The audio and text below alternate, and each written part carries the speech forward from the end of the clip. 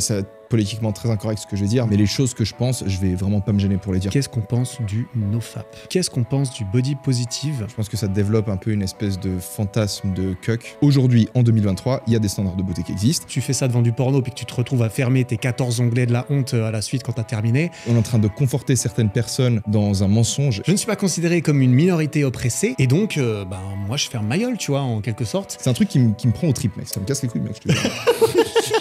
T'as l'air d'avoir les couilles cassées, mec. Ouais, ça crée moins de dommages de faire tes propres pornos et de regarder ensuite tes propres pornos. Oui, c'est ça que t'avais lancé, ouais. T'as le stress d'être sur mon podcast là ou ça va? Genre, c'est un petit exercice classique pour toi. Ça va. Ça va? Routine. C'est la 5e apparition, 4e. Mec! Bien ouais, c'est la 5e apparition. C'est vrai? Pour de vrai? 5e apparition sur mon podcast pour un de mes meilleurs potes, Elio Avila Munoz. Et en plus, c'est pas juste mon meilleur pote, il fait aussi des trucs et tout. Tu veux rappeler aux gens un peu ce que tu fais? Je fais des fois des vidéos sur YouTube. Des fois. Quand je prends le temps de le faire. J'ai un podcast moi aussi et un programme de coaching qui s'appelle le Reboot Camp qui m'a pris beaucoup de temps au cours de cette année, mais je pense qu'on en parlera un petit peu. C'est là-dessus que tu es principalement en ce moment-là. Là, on est mi-janvier quand on enregistre cet épisode. Il va sortir un peu plus tard parce que moi aussi j'ai pris du retard sur mes épisodes à plusieurs. Ah ouais, ça m'arrive aussi. C'est moins évident, c'est moins visible parfois, mais en fait je suis toujours un peu au train de cravacher aussi. Et du coup c'est toujours autant un plaisir, mec, de pouvoir t'héberger chez moi. On est chez moi, nouveau setup par rapport à la dernière fois. C'est pour ça que... Mec, il y a eu un sérieux upgrade. Hein. Ouais, upgrade. Ouais, tu viens tous les 6 mois. Exact, je viens en fait, en tout cas toutes les années, à chaque fois en décembre, janvier, je viens passer quelques jours chez toi. C'est toujours comme ça, hein, depuis 3 ans on fait ça. C'est ça. J'ai passé le nouvel an il y a 2 ans chez toi, je passais une semaine carrément en fait il y a 2 ans. Et ouais, bah là du coup c'est 2023. Go, on fait une petite podcast chez Eric, petit séjour chez Flag et il y a une table de mixage en fait devant moi. T'as vu, il y a une table de mixage. Des nouveaux micros et tout. Je la sors presque jamais, tu vois. En gros, le truc m'a coûté un bras, je l'utilise presque pas. T'as payé combien ça? 700 balles. 700 balles? Ouais. Mais en vrai, c'est pour impressionner mes invités de podcast. Ouais, c'est vrai. Et puis ça décore dans mon studio. Mec, ça fait un effet. C'est le genre de truc que j'aime bien flamber en fait dans ce genre de petits trucs, tu vois. Ouais. Pas dans beaucoup de choses, Faut mais... que tu le mettes dans le champ discrètement. Ah ouais, merde, il est pas dans le champ. Ah, mais je suis pas, tu vois. C'est pour toi, c'est pas pour eux. Ah, mec, on la voit pas, ils savent pas de quoi on parle. Non, mais ça me met pas la pression, mec. Non, c'est pas la pression. Non. De toute façon, aujourd'hui, pas trop de pression. J'avais fait une petite story sur Insta hier, en mode, balancez-nous les sujets dont vous avez envie qu'on parle, parce qu'il y a quand même pas mal d'abonnés qui nous connaissent et qui savent qu'on peut parler de certains trucs. Et on a reçu pas mal de petites questions sur différents sujets. Je vais teaser un tout petit peu, même si je sais pas encore ce qu'on va éventuellement dire. On va parler un petit peu de sport, on va parler de voyage, de travail, un petit peu discipline. On va parler de masturbation, le nofap. Qu'est-ce qu'on en pense? C'est vrai que moi, je serais curieux d'avoir ton avis. Moi, j'ai jamais non plus vraiment formulé le mien, j'avoue. On va parler body positive. On va parler un petit peu des complexes physiques. Elio rigole déjà. On va parler peut-être un petit peu masculinité, tout ça, du coup. Okay.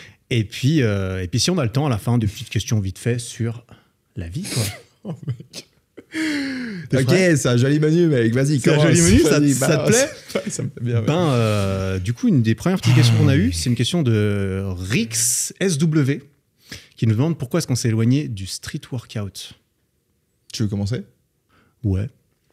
Je suppose que c'est l'impression que ça donne. Oui, c'est vrai. Au début, moi, je faisais plus de vidéos sur le street. Et aujourd'hui, moins. Ma réponse rapide et voilà, à ça, c'est plutôt... ça fait 6-7 ans que je fais du street. J'ai fait pas mal de vidéos dessus. Je suis un être humain, j'évolue. J'adore ça toujours. Mais je peux pas me contenter aujourd'hui de faire que ça et de continuer à parler que de ça. D'autant plus quand j'ai l'impression d'avoir atteint, au bout d'un moment, un certain niveau... intermédiaire à partir duquel chaque progrès supplémentaire demande plus de travail, plus d'efforts, plus de discipline, de motivation. Du coup, j'imagine que j'ai remarqué que j'avais moins, quoi. J'avais plus envie de mettre ça dans des endroits où c'était plus rentable, genre business, genre voilà, en ce moment je me prépare pour faire un marathon. Là, je vais m'entraîner toutes les semaines, je progresse. Et je peux aussi faire des vidéos dessus, je peux aussi gagner ma vie et m'épanouir et m'enrichir personnellement et entretenir mon street, mais en même temps cultiver des nouvelles choses. Et je trouve ça plus intéressant du coup que d'essayer de devenir un spécialiste dans un truc, notamment le street. Et toi, parce que moi, j'ai aussi eu des petites questions en mode ouais, Eric Marathon, Elio MMA, t'avais un petit peu teasé ça aussi. Toi, tu te situes où au niveau de ta pratique sportive là, du coup? Alors, bon, le sport, ça a été toujours, peut-être pas, mais à partir de mes 19 ans, ça a commencé à occuper une très très grande place dans ma vie. Et c'est vrai que j'ai commencé avec le street workout. Ça me permettait de me développer sous 2 aspects. Le premier, chaque jour, tu te rends compte que tu deviens un petit peu meilleur dans ce que tu fais. Et à ce niveau-là, je te rejoins. À partir d'un certain niveau dans le street, chaque heure que tu vas passer, disons, elle va pas t'amener autant de progrès que l'heure que tu as passée, disons, dans tes peut-être 2-3 premières années de pratique. Donc c'est vrai que ça devient un peu moins intéressant à ce niveau-là. Et ensuite aussi la découverte de toi à travers le sport. C'est-à-dire que la première fois que tu fais, la première année que tu passes à entraîner ton équilibre, ta souplesse, ta force, le freestyle, ainsi de suite, tu te découvres réellement en train d'apprendre un truc qui est complètement nouveau, mais au bout d'un moment, c'est assez répétitif. Apprendre une figure, tu as les étapes intermédiaires, tu te défonces, voilà, tu comprends système nerveux, récupération, ainsi de suite. Et au bout d'un moment, en fait, moi, j'ai eu l'impression, en tout cas, de plus me découvrir, en fait, à travers la discipline.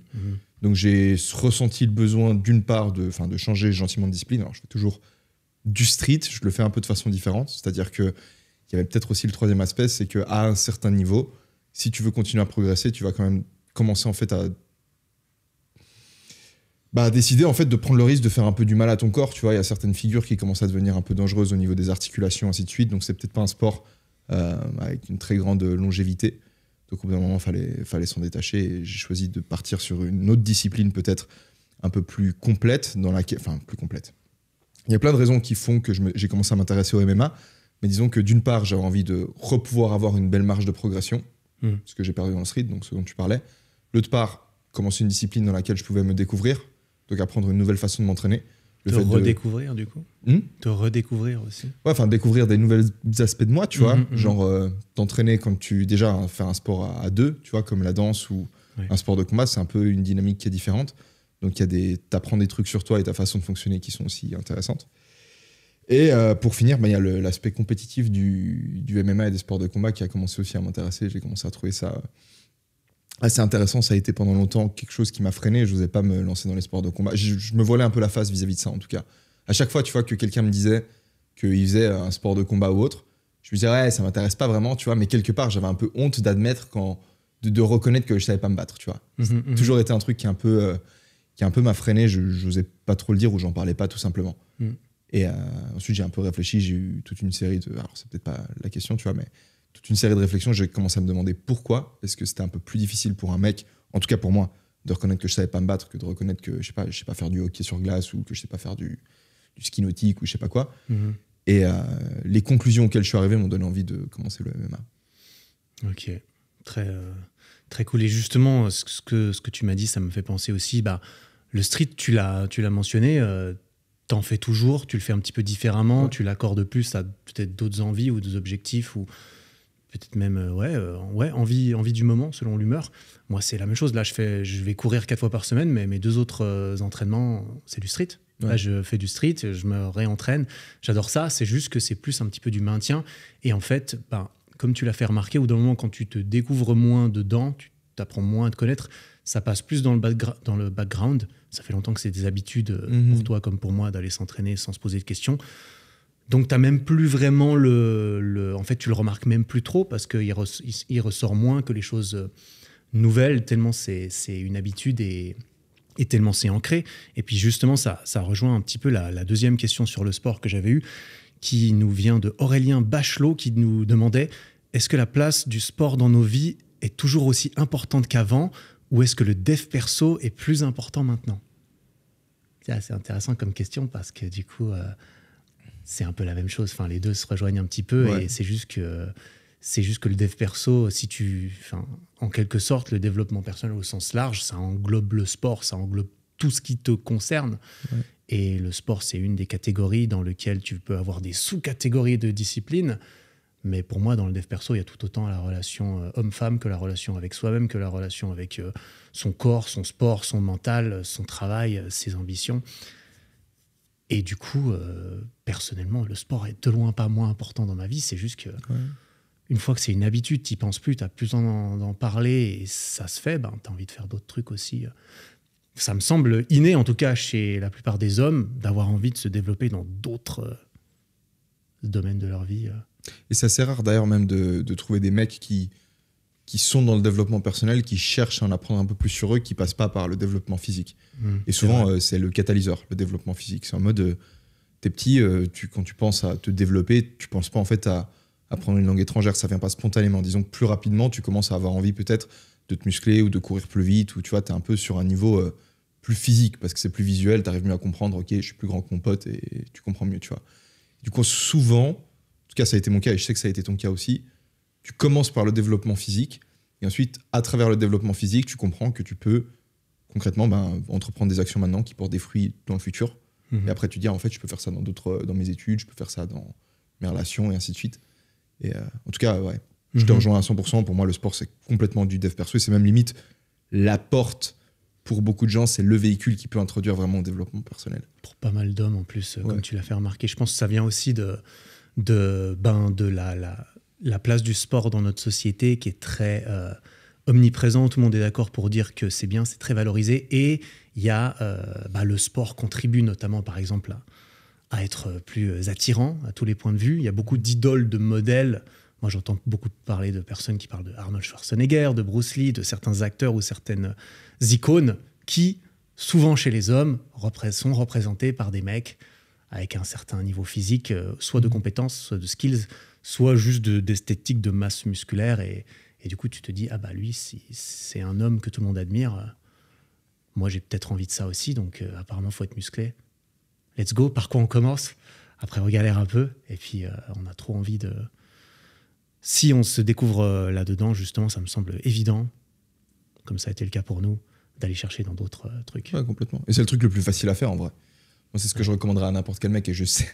Mec, je te connais tellement, mec, je sais les réponses que tu as données. Je sais ce que réponds à ma place, vas-y. Mais je sais que tu le penses aussi. Hein. Au final, la meilleure façon de commencer un peu à se mettre un petit coup de pied au cul si tu as l'impression que tu n'as pas les résultats que tu espères obtenir dans ta vie, c'est de commencer avec le sport, parce que souvent, ce qui peut te paralyser et te freiner à commencer à avancer, c'est le fait de dire, en fait, je suis pas certain que ça va fonctionner. Et du coup, tu n'as pas envie d'investir de l'énergie dans un truc et de te rendre compte que ça passe pas.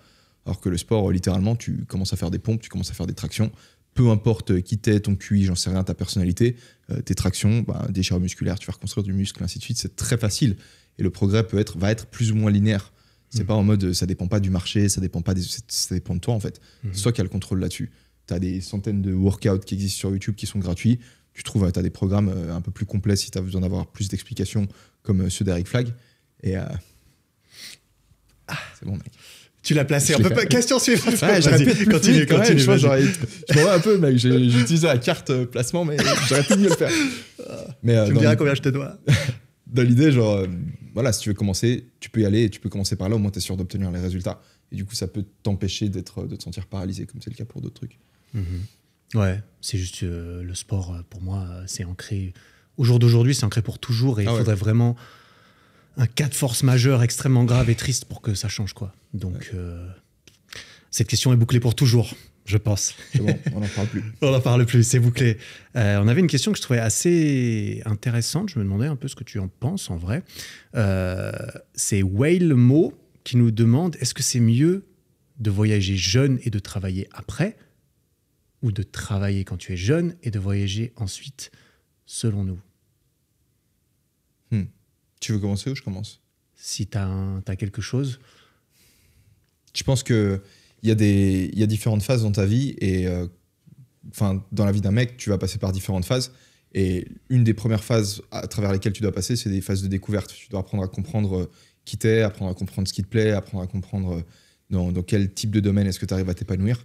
Et le voyage, concrètement, c'est de te placer, toi, dans un environnement qui est complètement inconnu, dans un environnement qui va t'apporter plein de nouveaux types de situations. Et le faire quand tu es jeune, c'est évidemment intéressant parce que c'est là que tu vas pouvoir te découvrir.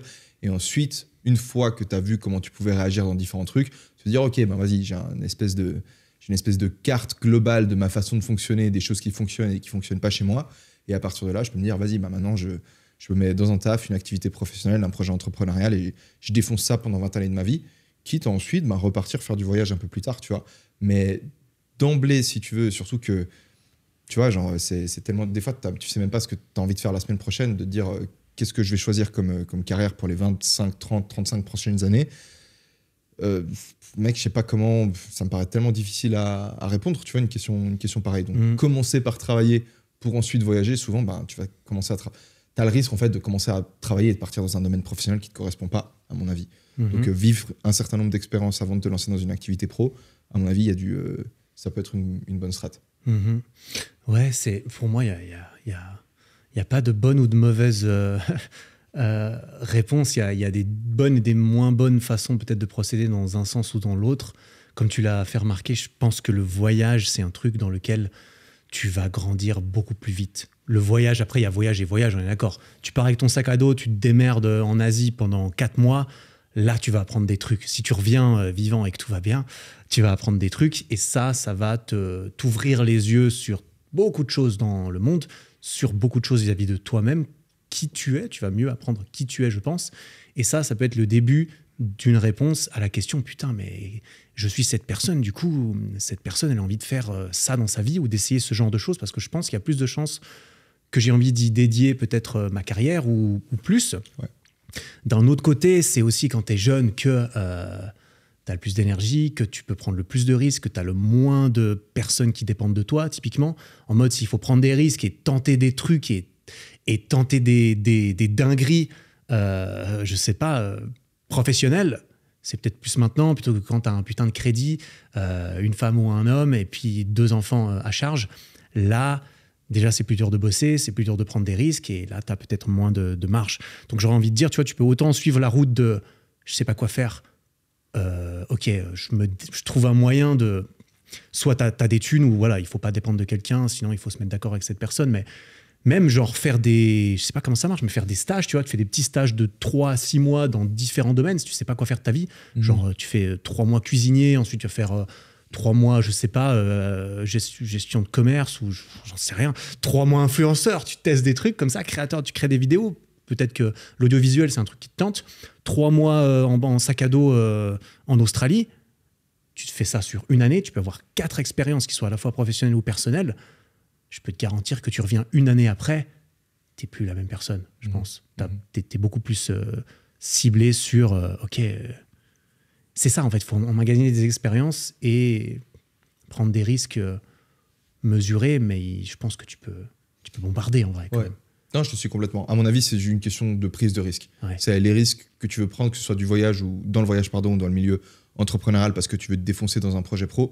C'est prends-le au début de ta vie, parce que comme tu l'as dit, personne ne dépend de toi. Et quand tu es seul responsable de toi-même, c'est beaucoup plus facile de prendre des décisions risquées quelque part. Et la prise de risque, à nouveau, c'est plus stratégique de la faire en début de vie, parce que c'est là que tu te découvres le plus, et puis c'est ce qui va te permettre d'avoir un plus gros retour sur investissement. Ouais. Après, un petit truc, c'est par rapport à peut-être intéressant, tu vois, genre, un des mecs du coup avec lesquels on suivait, un des mecs qui est en train de suivre ce programme, ce Reboot Camp, on avait une discussion très similaire à ce dont tu es en train de parler maintenant, où tu disais... Tu veux poser vite le contexte sur le Reboot Camp ? Ok, grosso modo, en 2 phrases, c'est un programme de 1 mois qui est suivi par groupe. Qui est organisé par toi. Qui est organisé par moi, qui est suivi par groupe de 6 mecs. Donc en gros, j'ai 10 groupes de 6 mecs qui forment tous une section, qui est la section bêta. Ces mecs, pendant toute la semaine, ils ont une série de cours, une série de thématiques qui sont abordées, thématiques qui concernent les hommes, donc c'est un programme pour hommes. Et ils s'affrontent quelque part sur une espèce de... c'est un espèce de jeu, en fait. Donc je peux pas en parler maintenant parce que c'est pas encore... Même eux, ils sont en train de découvrir le jeu, ils découvrent qu'il y a plus d'implications dans tout ça, mais en gros, ils ont des trackers d'habitude où ils se rendent compte qu'ils s'affrontent entre groupes, il y a des scores de section, tout ça, avec différents défis. Et ça tourne en ce moment, et c'est là-dessus. Et c'est en train, exactement. C'est tout le mois de janvier. Et du coup, par rapport au fait de voyager et de te dire, vas-y, je vais mettre 3 mois dans ça, 3 mois influenceur, 3 mois X, 3 mois Y, le petit bémol dans tout ça, c'est une très bonne chose d'après moi, mais c'est que tu ne prends pas en compte le fait qu'une fois que tu auras fait 3 mois influenceur, tu auras une connaissance de toi-même, une connaissance de la vie qui est différente que celle que tu avais avant de prendre la décision de faire, tu vois, 3 mois influenceur. Et du coup, le fait de te limiter et de te dire, vas-y, enfin de te limiter, c'est important d'avoir des limites, bien sûr, mais le fait de te dire, je vais faire 3 mois à fond dans ce pays-là, oui, d'accord, quelque part, tu vois, tu ne prends pas en compte le fait qu'après 3 mois, tu verras les choses un peu différemment. Et peut-être que du coup, tu auras envie de faire 3 mois, non pas influenceur, mais 3 mois boulanger, tu vois, ou 3 mois dans un truc complètement différent. Et c'est pour ça que, d'après moi, important de se laisser. Ouais,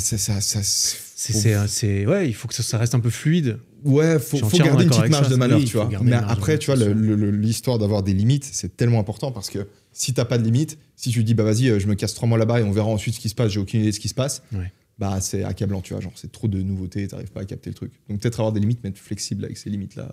Ouais, justement, parce que si t'as l'impression que t'es en train d'écrémer le truc comme jamais et que c'est là que tu te dis ah non, fin des 3 mois, faut que je rentre, ma maman m'attend pour mon stage de boulanger. Ouais. C'est peut-être un peu dommage. Donc c'est mieux si tu dépends. Après, voilà, c'est avec les contraintes que tu as, notamment financières, vis-à-vis de ta famille, tes parents, de ceux qui subviennent à tes besoins financiers. Et typiquement, si c'est toi-même, ça peut le faire. Après, c'est vrai que partir voyager 6 ans, rien faire à l'étranger quand tu as 20 ans, je pense pas que ce soit le bon plan. Faire un tour du monde, peut-être. Moi, j'ai pas mal de potes en ce moment qui font des tours du monde en début ou en milieu de carrière. Genre, ils vont changer de taf. J'ai un pote, là, ça fait 7 ans qu'il bosse. Il est sorti de l'Uni, ça fait 7 ans qu'il bosse. Et là, il en a marre, il veut changer, donc il en profite. On fait une année de tour du monde. Mais c'est une année où tu bouges, tu dépenses, et ensuite tu reviens, il faut retrouver un travail et il faut jongler avec tout ça. Mais vu qu'ils sont casés, qu'ils vont bientôt avoir des enfants, je pense, c'est quand même le moment, tu vois. Ouais. C'est le moment. Bref. Ouais, t'as encore un truc que tu veux ajouter là-dessus ? Mec, je t'aime bien. Voilà.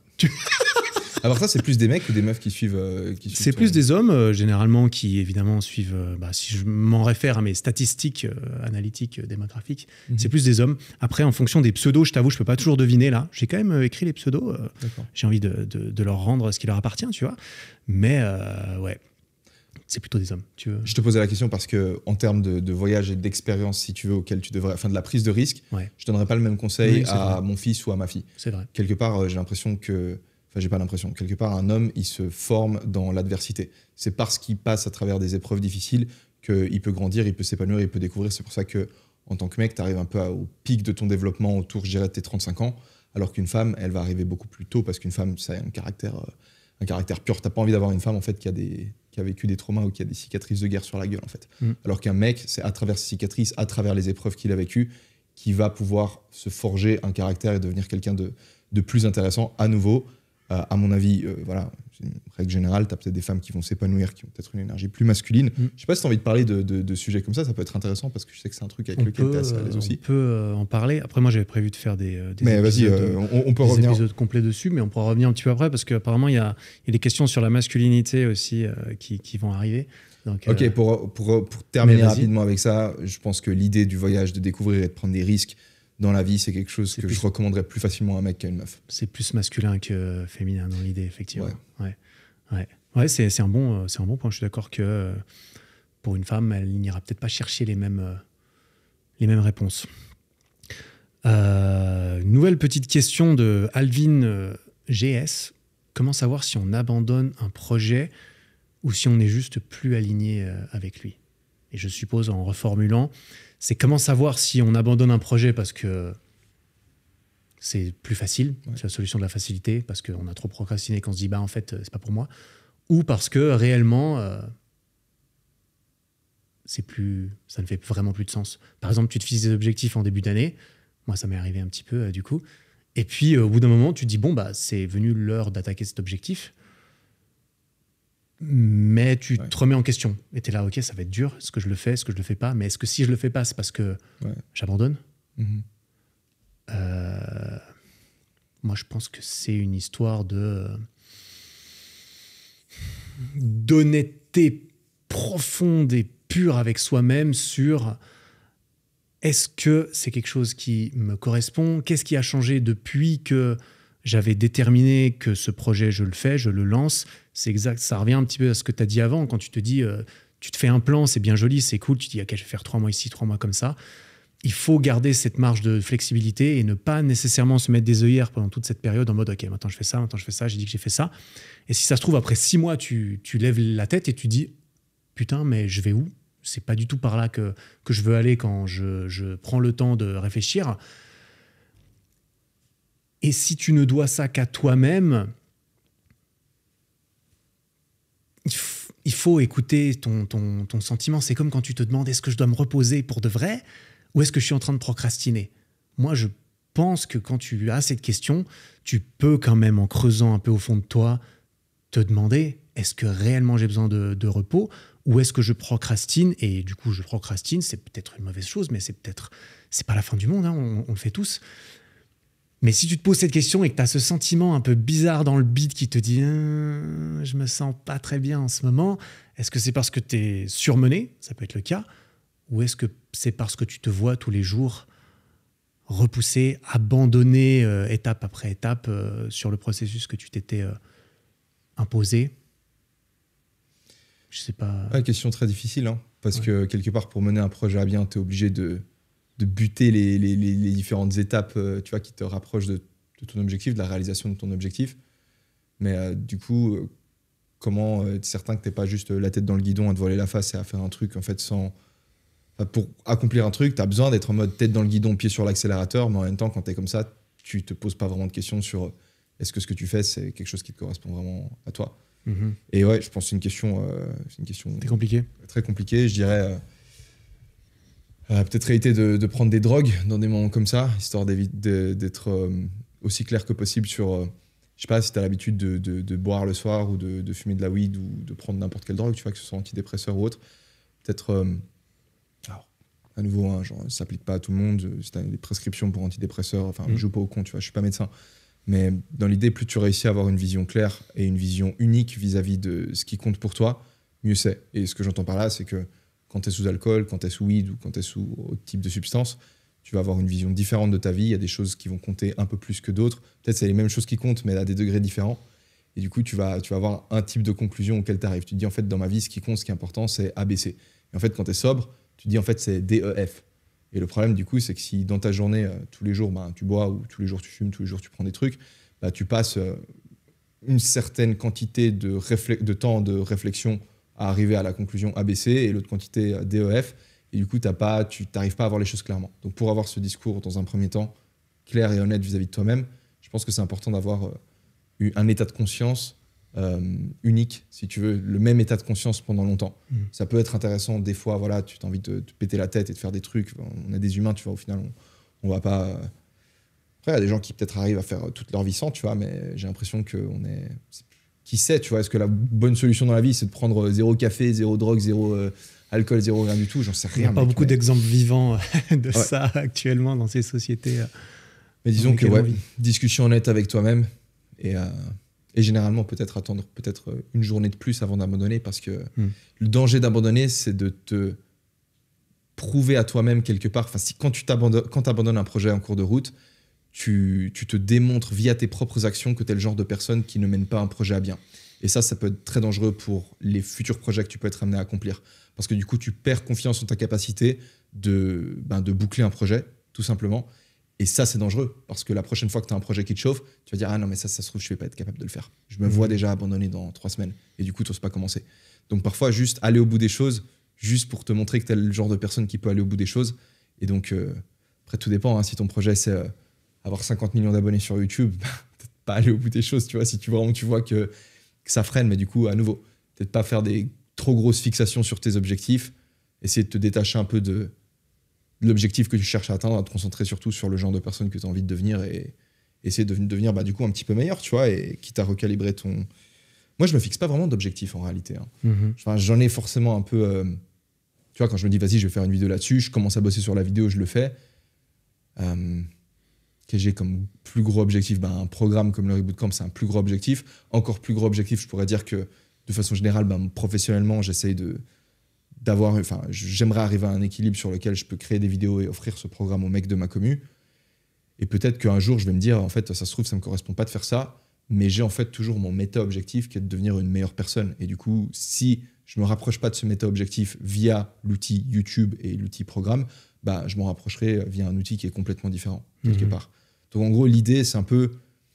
J'ai l'impression, je suis en train de réfléchir à voix haute, j'ai l'impression que, tu vois, j'ai une constitution, c'est un petit papier que je lis tous les matins et tous les soirs, et la toute dernière phrase de ma constitution, c'est que ce soir, je vais me coucher en étant un meilleur homme parce qu'il n'y a que ça qui compte. Et en fait, c'est un peu l'idée, quand je dois parler de méta-goal quelque part, c'est un peu ça. C'est tellement cliché, mais on peut vraiment décortiquer le truc et arriver à pourquoi, au final, essayer de devenir une meilleure personne. Mais c'est le fondement quelque part de ce que je fais après réflexion, j'ai vraiment l'impression que c'est ça. Et Mec, une dernière chose, parce que ça me fait penser, je viens de faire un lien et ça me fait marrer, mais je te laisse continuer juste après. Tu te souviens quand on était parti au festival au Tsiget en 2018 avec Maël, du coup, et on avait eu un mur dans lequel on avait dû écrire nos objectifs. C'était Before I Die, je crois. Ouais, exactement. Avant que je meure. Ouais. Il y avait un énorme mur et puis chacun devait prendre une craie. Tu l'avais mis à la toute fin de ta vidéo, je crois. Ou de la mienne, je me souviens plus. Ouais. Et tu te souviens de ce que tu avais écrit? Alors, je dis d'abord ce que moi j'ai écrit. Parce que je crois que je me souviens des deux, mais je sais plus qui a écrit quoi. Alors, moi j'ai écrit le truc de merde. Genre, en gros, moi j'ai écrit. T'as écrit un nombre d'abonnés, c'est pas ça? Ouais, exactement. J'ai dit avant de mourir, j'ai envie d'inspirer 10 millions de personnes sur YouTube, un truc dans le genre. Et toi, ce que t'as mis, je sais pas si. Du coup, je pense que tu t'en souviens. C'était un truc sur m'améliorer au fur et à mesure de ma vie. T'as mis genre Get Better Every Day. Get better every day. Wow. Et en fait, c'est tellement plus sain en fait comme façon d'aborder ta vie, de te dire que mon goal c'est pas un truc précis déterminé, parce que voilà, ok, genre mon but c'est d'avoir 10 millions d'abonnés. Ça veut dire quoi? C'est-à-dire que je me sens mal en fait à chaque fois que je réalise que j'en ai pas, et ensuite je les ai et je me sens bien pendant 3 semaines, tu vois, comme quand tu obtiens ton diplôme d'université et 3 semaines après t'es en train de bosser au McDo, au Starbucks, et puis t'es vraiment une merde et tu sais pas quoi faire de ta vie, tu vois. Mais dans l'idée de juste, quand tu te fixes ton objectif de juste être un peu meilleur aujourd'hui que la veille, en fait, tu peux gagner tous les jours. Et du coup, tous les jours, tu peux être chaud. Et ce qui est beau avec ça, c'est que si tu t'améliores aussi un petit peu toi-même en tant que personne tous les jours, ça veut dire en quelque sorte que ta valeur, même j'ai envie de dire ta valeur monétaire, ta valeur aux yeux de la société comme des autres êtres humains, va augmenter en conséquence. Et ça devient plus facile pour toi, par exemple, de t'en sortir dans la vie, que ce soit par exemple financièrement, parce que moi je suis entièrement d'accord avec ça, et moi je suis trop heureux aujourd'hui de me dire que je peux essayer de m'améliorer tous les jours, et qu'en plus ce processus de m'améliorer tous les jours, c'est mon métier, tu vois, parce qu'évidemment il faut pouvoir faire la part des choses. C'est génial de bosser au Starbucks et au McDo si tu cravaches le soir pour, entre guillemets, te sortir de cette situation qui n'est pas bonne pour toi. Parce que tu dis, ouais, mais voilà, quand tu as un taf alimentaire, au bout d'un moment. Moi, j'admire les mecs qui ont le Starbucks la journée, le Uber le soir, et pendant la nuit, ils essayent de lancer leur projet pour s'en sortir, tu vois. Moi, je les admire. Enfin, tout dépend de pourquoi ils le font. Bien sûr. Parce que le mec qui est en mode Starbucks, qui rentre le soir et qui va cramer sa thune dans de la merde. J'entends par nécessité, évidemment, tu vois.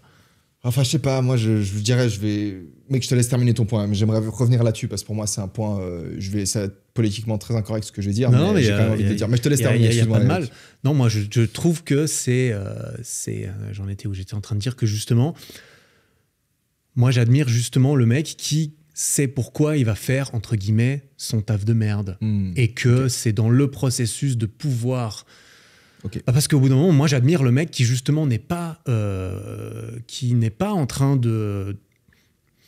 qui n'est pas dépendant en fait. Ouais. Il n'est pas dépendant de la société, il n'est pas dépendant du système social dans lequel il est, de ses parents. Il est dépendant de son cul à aller le vendre pour vendre des cafés ou des McDo et tout, pour justement, en ayant cette fin, le soir, d'essayer de s'en sortir d'une façon ou d'une autre, en prenant des cours du soir, en essayant de lancer un projet, en se formant, en lisant des livres. Rien qu'en lisant des livres, tu peux trouver de la connaissance que tu vas pouvoir valoriser sur un entretien d'embauche pour trouver un meilleur taf. Je dis pas que c'est la norme, je dis que ce genre de personnes, moi, j'admire, parce que c'est dans ce cas de figure-là où t'as pas le choix, tu vois. Moi, j'ai eu la chance de pas avoir la nécessité vitale d'aller trouver un taf de merde pour faire mon truc à côté.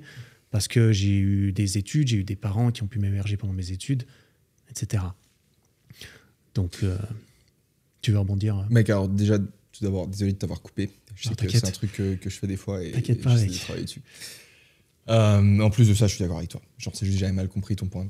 Ce que je voulais dire, c'est que je pense que ce qui fait que tu mérites le respect en tant qu'être humain, c'est la personne que tu es, donc indépendamment de ta position sociale. Tu vois, tu peux être le mec le plus successful, entre guillemets, de la Terre. Si tu es un fils de pute, tu mérites pas le respect. Donc ça s'arrête là. Ensuite, pour ce qui est d'admirer quelqu'un, je vais pas admirer un mec qui... Et à nouveau, tu as fait la distinction, donc en fait, j'ai rien à dire, mais je vais pas admirer un mec qui a, entre guillemets, son job 9 to 5, comme on dit, genre son taf où il va pointer le matin, il va pointer le soir, du coup, en mode employé, qu'il aime pas et il le fait tous les jours, mais quand il rentre chez lui, il se roule un pet, ou alors il va jouer aux jeux vidéo, il fait de la merde en fait, et il cherche pas une façon de s'en tirer. Moi, le mec que je vais admirer, c'est le mec qui a l'esprit d'aller vers le haut, peu importe la position sur laquelle il se trouve. Donc peu importe si le mec il a un succès professionnel ou il en a pas, à partir du moment où même si voilà, le mec il est Starbucks, McDo, n'importe quoi, mais que ça fait partie, il inscrit ça dans une vision plus large de, à nouveau, peut-être développer professionnellement. Pourquoi ? Pour pouvoir être plus stable, peut-être fonder une famille. Pourquoi ? Pour être une bonne personne, contribuer sur ces terres. Pourquoi ? Au final, bam, goal ultime pour devenir une meilleure personne, un meilleur homme. Là-dessus, ça, c'est le mec que je vais respecter. Et au final, c'est exactement ce que tu as dit. Donc voilà, on peut continuer, mais c'est parti. je voulais rebondir sur un petit truc que tu as dit pour revenir sur la question qui était abandonner un projet et tout. Tu l'as dit justement, et ça, je trouvais ça très, très intéressant. Du coup, j'avais envie d'enfoncer un peu le clou encore un tout petit peu, tu vois, parce que ça me fait du bien aussi, peut-être. Ça fait du bien de l'entendre, je trouve. C'est justement quand tu as dit, ouais, si tu te donnes un jour de plus pour pas abandonner. Parce que, en fait, si tu abandonnes, tu prends ce risque, peut-être de réaliser à un moment donné que tu as abandonné pas pour la bonne raison. Et que donc, tu t'es prouvé à toi-même, comme tu l'as dit, tu as une preuve que tu t'étais fait confiance pour faire quelque chose, tu t'étais engagé un peu personnellement d'une façon ou d'une autre à faire ça, et tu t'es vu trahir ta propre confiance. Tu t'es vu abandonner, tu t'es vu arrêter, et ça, c'est une preuve que tu n'as pas pu te faire confiance sur ce coup-là. Ouais. Et se faire confiance, la confiance en soi, comment avoir plus confiance en soi ? Éviter de se trahir comme cela, de trahir sa propre confiance comme cela trop souvent. Si tu respectes pas ce que tu te dis, si tu te mens à toi-même, tu peux pas te faire confiance. Et ça se reconstruit à coup de petites victoires dans lesquelles, ok, je vais faire un petit truc, je vais faire ça, ok, j'ai fait ce que j'ai dit, hop, tiens, je prends confiance en moi. Ouais. J'ai dit que j'allais faire 10 pompes aujourd'hui, putain, je les ai fait. Ouais. Je me suis dit que j'allais le faire, je l'ai fait. Et j'ai pas abandonné mon projet de faire 10 pompes aujourd'hui. Ouais. Évidemment, tu pars sur des projets monstrueux, c'est différent, il faut recalibrer le truc. Tu dois commencer avec petit, tu vois. Tu commences avec des petits projets et ensuite tu vas te faire confiance dans ta capacité à réaliser des projets un peu plus gros. Et à juger... Ouais, excuse-moi. Vas-y, non, vas-y. Et justement, à juger justement de si tu penses être capable de pouvoir le faire, tu seras peut-être plus à même, en y allant step by step et en prenant ta petite confiance, d'évaluer avant de commencer si, en fait, ça, il y a quand même des bonnes chances que ça soit trop gros et que j'ai envie d'abandonner au milieu. Ou alors tu vas tout de suite te faire confiance en mode, ah non, ça, je me lance là-dedans, je sais, je vais le taffer. Je me suis prouvé par le passé qu'un truc similaire ou un petit peu moindre, je l'ai explosé. Ouais. J'espère continuer, quoi. Et c'est ça qui est lourd avec le sport. J'avais vu une statistique qui était assez marrante qui disait qu'il y avait plus de je sais plus, genre 2-3 fois plus de millionnaires aux US que de personnes avec un six-pack. Ah ouais ? Ouais. Et en fait, c'est quand tu te lances dans le défi de travailler ton physique, ça peut paraître... je sais pas, mec, aujourd'hui, peut-être tu ouvres Instagram, tu as l'impression que tu as tout le monde qui a un physique qui passe bien, tu vois. Mais en réalité, tu vas réellement en fait, te prouver à toi-même que tu es capable d'accomplir un truc que la plupart des gens ne sont pas capables d'accomplir. En fait, c'est ça l'intérêt du sport, tu vois. Le sport, le but, c'est pas de... Bien sûr, tu as tout un tas d'avantages qui sont, et d'ailleurs, on pourra en parler, c'est très intéressant, un tas de privilèges qui vont être accordés par les autres membres de ta communauté, par tes pairs, si tu as une apparence physique qui rend bien. Alors, c'est pas seulement le corps, mais c'est aussi ta pilosité, la qualité de ta peau, ta façon de t'habiller, ainsi de suite. Mais... ok, tu as les avantages du sport là-dessus, mais le plus gros avantage, la raison pour laquelle le sport c'est important et c'est un des piliers du développement personnel d'après moi, c'est le fait que tu te prouves à toi-même que tu fais un truc que la plupart des gens font pas. Et tu sais que tu vas y arriver du moment que tu commences. Si aujourd'hui il y a un mec qui écoute et qui se dit vas-y, j'ai toujours eu envie en réalité d'avoir un corps stylé. Aujourd'hui je commence, putain, j'arrête d'attendre parce que j'ai pas envie d'être une merde à 40 ans. Il le fait maintenant, mais dans 2 ans, t'es un monstre, mon pote. Et si ça se trouve, le mec qui commence, il a une génétique, il est prédisposé à avoir un physique de malade mental. C'est ça que je comprends pas, tu vois. C'est que t'as des mecs qui commencent pas, ça se trouve, ils commençaient. S'ils commençaient maintenant, ils auraient le physique le plus impressionnant de la Terre. C'est comme, il a un potentiel au fond de lui, il l'exploite pas. T'en sais rien, ça se trouve, t'as une génétique éclatée. Ça se trouve, tu vas avoir une génétique de taré, tu vas progresser hyper vite, tu vas devenir un monstre. Ça se trouve, tu apprends à jouer au violon aujourd'hui, tu le savais pas, mais tu as des gènes dans ton cerveau, des gènes latents dans tout ton corps, qu'en fait, tu es censé être le meilleur violoniste de la Terre, si tu veux. De toute l'espèce, de toute l'histoire est connue, tu vois. Si ça se trouve, c'est toi, mec. Si ça se trouve. Et juste commencer. Donc le sport, mais aussi jouer d'un instrument, au final. Jouer d'un instrument, c'est exactement la même idée. C'est... tu le fais et tu sais que chaque jour que tu passes à t'entraîner, tu deviens un peu meilleur. Ouais. Et... ça, ensuite, ça te donne justement la confiance aussi que tu peux mettre dans d'autres projets. Exact. C'est exactement ça. Question un petit peu plus intime, peut-être, on dira. La masturbation. Comment gérer ses pulsions de Gone Babylon. Et il y avait une autre question qui revient un petit peu au même, donc je vais la mentionner. C'est qu'est-ce qu'on pense du nofap? Donc on va peut-être... alors moi, j'ai pas une connaissance ultra approfondie de la théorie du nofap ou je ne sais quoi. D'après ce que j'ai cru comprendre, le nofap, c'est en gros cette abstinence de se masturber chez les hommes, souvent, hein, beaucoup, plus c'est popularisé, dans l'esprit, dans l'idée de conserver cette énergie masculine, cette capacité à vaincre ses pulsions et à vaincre la gratification instantanée et à utiliser cette énergie vitale dans d'autres choses, je crois. En tout cas, c'est là-dedans que, d'après ma vision, certains hommes principalement se plaisent à pratiquer cette pratique. Je ne sais pas, c'est une pratique, c'est un style de vie, je ne sais pas exactement. Est-ce que toi, tu as une... Alors, jusqu'à maintenant, j'avais pas grand-chose à dire dessus, mais tu as dit un mot en fait qui m'a fait un déclic en fait. Genre quand tu as parlé d'énergie. Et en fait, je pense qu'on a tous les mecs qui ont vécu une rupture, ils se sont rendus compte que tu te sens triste quand tu te sépares d'une meuf et que cette tristesse, c'est une énergie qui peut être très forte. C'est une énergie qui peut te faire ne pas dormir pendant des nuits. Tu vois, moi, suite à des ruptures, j'ai passé des nuits de 3-4 heures, si tu veux, où j'étais incapable de dormir la nuit. En fait, je me réveillais et je pouvais pas me rendormir. Et du coup, je commençais juste ma journée. Et à partir de là, tu as certains mecs qui vont peut-être utiliser cette énergie pour penser à la meuf avec laquelle ils viennent de rompre, ou alors lui envoyer des messages, ou alors télécharger une app de rencontre et envoyer des messages à des centaines et des centaines de meufs. Ou alors, tu as d'autres mecs qui vont utiliser cette tristesse qui, au final, du coup, est une énergie pour aller à la salle de sport 3 fois par jour. Genre, t'arrives pas à dormir, tu te réveilles à 4h du mat, tu vas à la salle à 4h du mat. Ensuite, tu fais une deuxième fois à la salle à 1h de l'après-midi, une troisième fois à la salle à 18h, et après 3 mois, t'es devenu un animal. Et en fait, là, ce que je me disais avec tout ça, c'est que cette tristesse, du coup, c'est une énergie. L'énergie, tu peux pas l'énergie, ça se perd pas, mais ça se transforme. Tu vois, tu peux prendre de l'énergie thermique, tu peux la transformer en énergie électrique, en énergie mécanique, et ainsi de suite. Et du coup, peut-être que de la même manière que la tristesse, c'est une énergie que tu peux apprendre dans le cadre d'une rupture à canaliser pour en faire quelque chose de bien, peut-être que l'énergie sexuelle qui te pousse à faire beaucoup de choses, tu vois, genre quand tu as envie de baiser, quand tu as vraiment envie de baiser, genre de base, tu t'es pas branlé pendant 2 jours, je sais rien, mec, t'es dans un contexte où t'as des femmes qui sont attirantes près de toi, que ce soit, j'en sais rien, plage, bar, boîte, soirée, n'importe quoi, Internet. Tu sens le désir, tu sens l'énergie qui se dirige dans ta zone, genre au niveau de ton bassin, tu vois. Tu le sens, de la même manière que quand t'es triste, tu peux sentir l'énergie qui est au niveau peut-être de ta gorge ou de ton cœur, tu vois. Quand t'as mal au cœur, t'as littéralement mal au cœur, tu la sens, ta douleur ici. Quand t'es énervé, tu vois, tu peux la sentir dans la mâchoire, tu peux sentir la crispation ici. Et quand t'as envie de baiser, l'énergie, tu la sens là en bas. Et peut-être que, et du coup, c'est en fait une des idées du sex Tao, en réalité, qui est la même chose que le tantra, sauf que c'est moins imagé, quelque part, c'est moins métaphorique. Dans le sex Tao, à l'aide d'exercices de respiration, tu apprends à récupérer cette énergie sexuelle qui... Mec, j'ai défoncé ton micro avec un seul doigt, mec. C'est pas grave.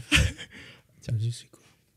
À l'aide d'exercices de respiration, tu apprends à faire remonter l'énergie au niveau de ta bite, en fait. Tu apprends à la faire remonter au niveau de ton cœur ou de ta tête, histoire d'en faire des trucs... je connais pas exactement, je sais pas exactement le but, où est-ce que tu la fais remonter, mais je sais que via la respiration, tu apprends à déplacer l'énergie. Et donc peut-être que l'idée du nofap, le nofap peut-être un peu poussé, moi j'ai jamais testé. Ouais, jamais testé. Moi non plus. Je pense que mon record de ne pas me branler, ça doit être genre 1 semaine. Mais quand je vois des mecs qui disent ça fait 2 mois qu'ils ne se sont pas branlés, je me demande même si c'est possible. Parce que moi j'ai l'impression que, frère... Je suis sûr que c'est possible. Hein. Moi si je me branle pas pendant... Bref. Ouais, s'ils le disent, mais après, facile de dire plein de choses. Moi, personnellement, d'expérience personnelle, après, j'ai pas été vérifier leur bite, tu vois. Mais d'expérience perso, je me branle pas pendant 4 jours. Tous les matins, je me lève, mais avec une gaule de taré, et limite, je commence déjà à me vider, en fait. Tu vois ce que je veux dire ? Donc, après, je me vois mal. Comment est-ce que je pourrais tenir plus longtemps ? Je suis d'accord avec toi sur le coup où ça m'est arrivé une fois de pousser un peu le truc, je me souviens. Je crois que c'est quand j'étais en Australie, je venais de partir en échange, je me suis dit ok, on va se calmer un peu, on va essayer on va faire un petit record perso. Mais en fait, mon record perso, je le dis sincèrement, il a dû durer Je me souviens que c'était plus qu'une semaine, mais c'était peut-être 9 ou 10 jours. Ah putain, quand même, mec. 9 ou 10 jours. Et qu'est-ce qui s'est passé après 10 jours? Je me réveille au milieu de la nuit. Ouais, Et puis je suis redevenu un homme pour la première fois à nouveau. J'ai eu un rêve sexuel de ouf. Et puis, c'est tout, quoi. Est-ce que ça compte, du coup? Peut-être pas. Peut-être qu'en fait, dans le coup d'une OFA... Parce que moi, les rêves sexuels comme ça, je sais que si j'évacue pas d'une façon ou d'une autre, que ce soit avec une partenaire ou tout seul, je sais que j'ai tendance à faire de plus en plus de rêves comme ça, et au bout d'un moment, ça sort tout seul, j'ai envie de dire. Ouais. Mais peut-être que ça, du coup, ça c'est pas problématique parce qu'il n'y a pas cet acte de, justement, je l'ai fait volontairement, je me suis senti mal après coup, j'ai l'impression d'être une merde quand j'ai terminé. Je pense que c'est ça, les remords dans le fait de, bien sûr. pour certains mecs, de se branler 2-3 fois par jour. Et c'est l'idée d'être un mec qui cède à la gratification immédiate. C'est que là, maintenant, tu peux avoir, tu vois, c'est de la dopamine cheap, entre guillemets. C'est comme bouffer des chips, c'est comme exactement ça. C'est comme fumer un truc, c'est comme boire de l'alcool. C'est le fast-food sexuel, quoi. Ouais, tu peux vraiment avoir ta dopamine maintenant. Et de façon générale, la dopamine cheap, la dopamine que tu peux te choper, donc la dopamine, c'est l'hormone qui te récompense quand tu atteins un objectif. Donc toutes ces sources de dopamine rapide, genre TikTok et ainsi de suite, de façon générale, ça te... j'en sais quelque part rien, mais ce qui est dit, et ça peut peut-être faire sens, c'est que ça t'empêche quelque part par la suite, en fait, poser des objectifs peut-être un peu plus long terme qui demandent un peu plus d'efforts, si tu veux, pour être accomplis. Ce serait un peu ça l'idée. En gros, si tu te branles pas, tu te prouves que t'es pas un mec qui cède à la gratification immédiate, et si tu cèdes pas à la gratification immédiate de manière générale, tu t'entraînes à sacrifier le présent, entre guillemets, pour un avantage dans le futur. T'es pas en mode à constamment sacrifier du futur plaisir pour l'avoir maintenant, via les drogues, via TikTok, via le porno, ainsi de suite. Et moi, je connais pas trop ce sujet. Moi, j'ai pas un avis de ouf sur la question. Je pense pas que... Je pense que c'est personnel. Si vraiment t'as envie d'essayer, que t'as l'impression que c'est bénéfique pour toi, moi, je vois pas de souci. Je vois pas de souci à se branler régulièrement non plus, à partir du moment où t'as pas l'impression que c'est un problème, en fait. Si t'as l'impression que c'est un problème, que tu fais ça et que derrière, t'as plus rien envie de faire de ta vie, t'es à moitié endormi, t'es en mode... t'as mouru un petit peu, puis en plus derrière... encore plus si tu fais ça devant du porno, ça c'est une autre histoire, hein, c'est pas la même chose de se branler et puis de regarder du porno, mais encore plus si tu fais ça devant du porno puis que tu te retrouves à fermer tes 14 onglets de la honte à la suite quand t'as terminé, tu te sens pas bien généralement à ce moment-là, et ça peut être une spirale. D'après moi, le porno, c'est... Petite note, pour moi, du coup, le porno, c'est ça, pour moi, c'est de la merde.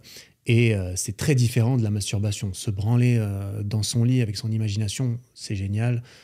Si c'est mesuré et que tu te sens pas mal, par contre, se taper du porno 12 fois dans la semaine et que ça te nique ta vision de la réalité, tes relations avec les vraies femmes, ça, c'est une autre histoire. Ça, typiquement, c'est quelque chose sur lequel... j'ai pas mal consommé quand j'étais plus jeune, clairement, mais typiquement ces 5 dernières années, quand j'ai commencé à être peut-être plus fier de moi-même, clairement je le fais, j'allais dire tous les ans, tu vois, c'est quand même pas très fréquent, quelques fois par année, ça dépend si j'ai une meuf ou pas. Quand je suis de passage. Ouais, quand t'es là à Nouvel An, je suis là, vas-y, on se fait péter ma catégorie préférée. Non, ça m'arrive assez rarement. Ouais. Quand j'ai une meuf, rien à foutre, littéralement. Ouais, je sais pas si tu veux rajouter un truc. Ouais, le porno, c'est de la merde. Moi, ça m'arrive aussi de temps en temps de regarder du porno, mais j'aime pas le faire, et je sais que c'est destructeur psychologiquement parce que, en fait, littéralement, tu t'observes un mec baiser la meuf que tu désires, en fait. Enfin, tout dépend après du porno que tu regardes, mais regarder un mec baiser la meuf que t'as envie de baiser, j'arrive pas à voir comment est-ce que ça peut être bon, genre, pour ta santé mentale, en fait. Je pense que ça développe un peu une espèce de fantasme de cuck, en fait, ou un délire dans le genre. Ouais. Et je sais pas si ça peut être bon. Après, moi, je vais m'arrêter de là. Ouais, tu veux t'arrêter là? Dès que tu partages tout ce que tu veux partager, bien sûr. J'allais le dire, tu vois, mais ce que je faisais un temps, c'est que je pense que c'est un truc que pas mal de gens font dans leur intimité à partir du moment où c'est fait dans le respect de la meuf et que ça se passe pas en mode vous faites tourner des trucs comme ça sur Internet. Mais je pense que c'est moins... Comment dire c'est moins dommageant, ça crée moins de dommages, ça crée moins de dommages de faire tes propres pornos et de regarder ensuite tes propres pornos. Oui, c'est ça que t'avais balancé. Ouais, j'avais vraiment ça. Mais après, tu vois, genre, c'est tout ce que t'appelles un porno. Voilà, c'est pas une grosse équipe de production, tu vois, mais c'est de la même manière que des fois, avec ta copine, vous envoyez des nudes, ce qui est un peu con, tu vois, mais si vous avez une relation un peu solide et si vous savez avec la meuf que... Après, moi, j'étais en relation avec des meufs qui étaient très à l'aise avec ça, qui créaient elles-mêmes du contenu sur OnlyFans ou des trucs comme ça, donc... Enfin, j'étais pas en relation de couple avec elles, mais c'est des meufs que je connaissais et que je voyais de temps en temps. Bref. Ouais, et ce que je trouve justement qui est intéressant là-dedans et qui est dommageable justement, c'est ces dissociations que moi j'ai remarquées vis-à-vis de moi-même, sur lesquelles j'ai pas mal travaillé aussi ces derniers temps, de dissociation de ok, ça, je peux le faire avec ma meuf, ça, je pourrais le faire qu'avec une meuf de film ou une meuf que je paye, entre guillemets. Ça, je peux pas le faire avec ma meuf parce que tabou, parce que quoi. Si ça se trouve, la meuf, totalement ouverte à en parler. Si ça se trouve, parler à ce propos pour réconcilier les deux. Pour moi, l'amour et le sexe, c'est censé aller ensemble. C'est pour ça aussi que tu te retrouves dans des situations où tu as un mec, il a sa femme depuis longtemps qu'il aime, mais qu'il a sa maîtresse avec laquelle il va faire tout ce qu'il ne peut pas faire avec sa femme, tout ce qu'il pense ne pas pouvoir faire avec sa femme. Du coup, tu dis ça va ensemble ou ça va pas nécessairement? Non, ça va ensemble. Alors pourquoi? Ok, alors ça va ensemble, mais ensuite, il peut y avoir le problème de... J'ai l'impression que je dois dissocier certaines envies sexuelles que j'ai de certaines envies amoureuses que j'ai. Et que donc, je regarde des trucs de fantasmes sur Internet où je les fais avec ma maîtresse parce que, en fait, je me vois pas faire ça avec ma copine. Je me vois pas lui faire ça, entre guillemets, typiquement. Ouais. Et ça, je pense que c'est une histoire de... d'accepter toi-même ce que tu veux faire et d'en parler avec ta partenaire sans lui... tout dépend des trucs que tu as envie de faire, en fait. Oui. Parce qu'il y a... Alors, ok, peut-être quand c'est juste en one-one, enfin en mode quand c'est juste à deux, si genre ton fantasme, si t'es une meuf, disons, ton fantasme... Moi, je parlais surtout de trucs à deux, effectivement, okay. Pour le coup. Parce que du coup, tu peux... Pour moi, il y a un stade où t'as une façon très saine, à mon avis, et du coup, c'est un peu le livre dont on parlait, du coup, Intimate Communion. T'as dit que tu voulais en faire un épisode dessus, donc peut-être on va pas trop en parler. Mais du coup, il y aurait des façons très saines d'intégrer le sexe au sein d'un couple à travers l'amour, du coup, l'acte de s'ouvrir réellement à l'autre. Mais il y a quand même un aspect de la sexualité qui peut être complètement détaché de l'amour, tu vois. Genre, tu peux avoir des fantasmes en tant que mec ou en tant que meuf, d'avoir envie de coucher ou d'avoir des rapports avec plusieurs personnes à la fois, tu vois. Et ça, je vois pas trop comment tu peux l'intégrer dans une relation de couple, tu vois. Pour moi, c'est pas... J'ai pas l'impression que ce soit jouable. En tout cas, moi, c'est pas la vision que j'aurais de mon couple de ramener d'autres meufs dans le lit avec ma partenaire. Je suis d'accord avec ça. C'est vrai que là, moi, je n'ai pas ce genre de désir, actuellement en tout cas. Donc c'est vrai que j'ai pas creusé comment est-ce qu'on va gérer ça éventuellement. Bon, alors ça, c'est peut-être une autre histoire. Et ça, pour toi, si je peux me permettre de poser la question, est-ce que ça, tu pars du principe du coup qu'à partir du moment où tu es en couple avec une femme, ben, tu abandonnes ces choses du coup? Ouais, moi je pense que c'est pas grave. Après, à titre personnel, ça n'a jamais été un énorme fantasme. Genre, j'ai déjà eu des opportunités pour faire des plans 3 et même plan 4 en réalité. J'ai même raconté une histoire. Oui, t'avais raconté sur YouTube. Plan 4 mais un peu passé sous le nez. Plan 3, j'aurais pu en faire large. Genre, j'ai rencontré plein de filles qui étaient bisexuelles et j'en connaissais à plusieurs. Donc ça aurait pu le faire si j'avais cherché à organiser la chose. Après, je me suis toujours épanoui avec juste une seule partenaire. Donc j'ai jamais cherché à forcer la chose et au final, c'est jamais passé. J'ai jamais fait de plan 3.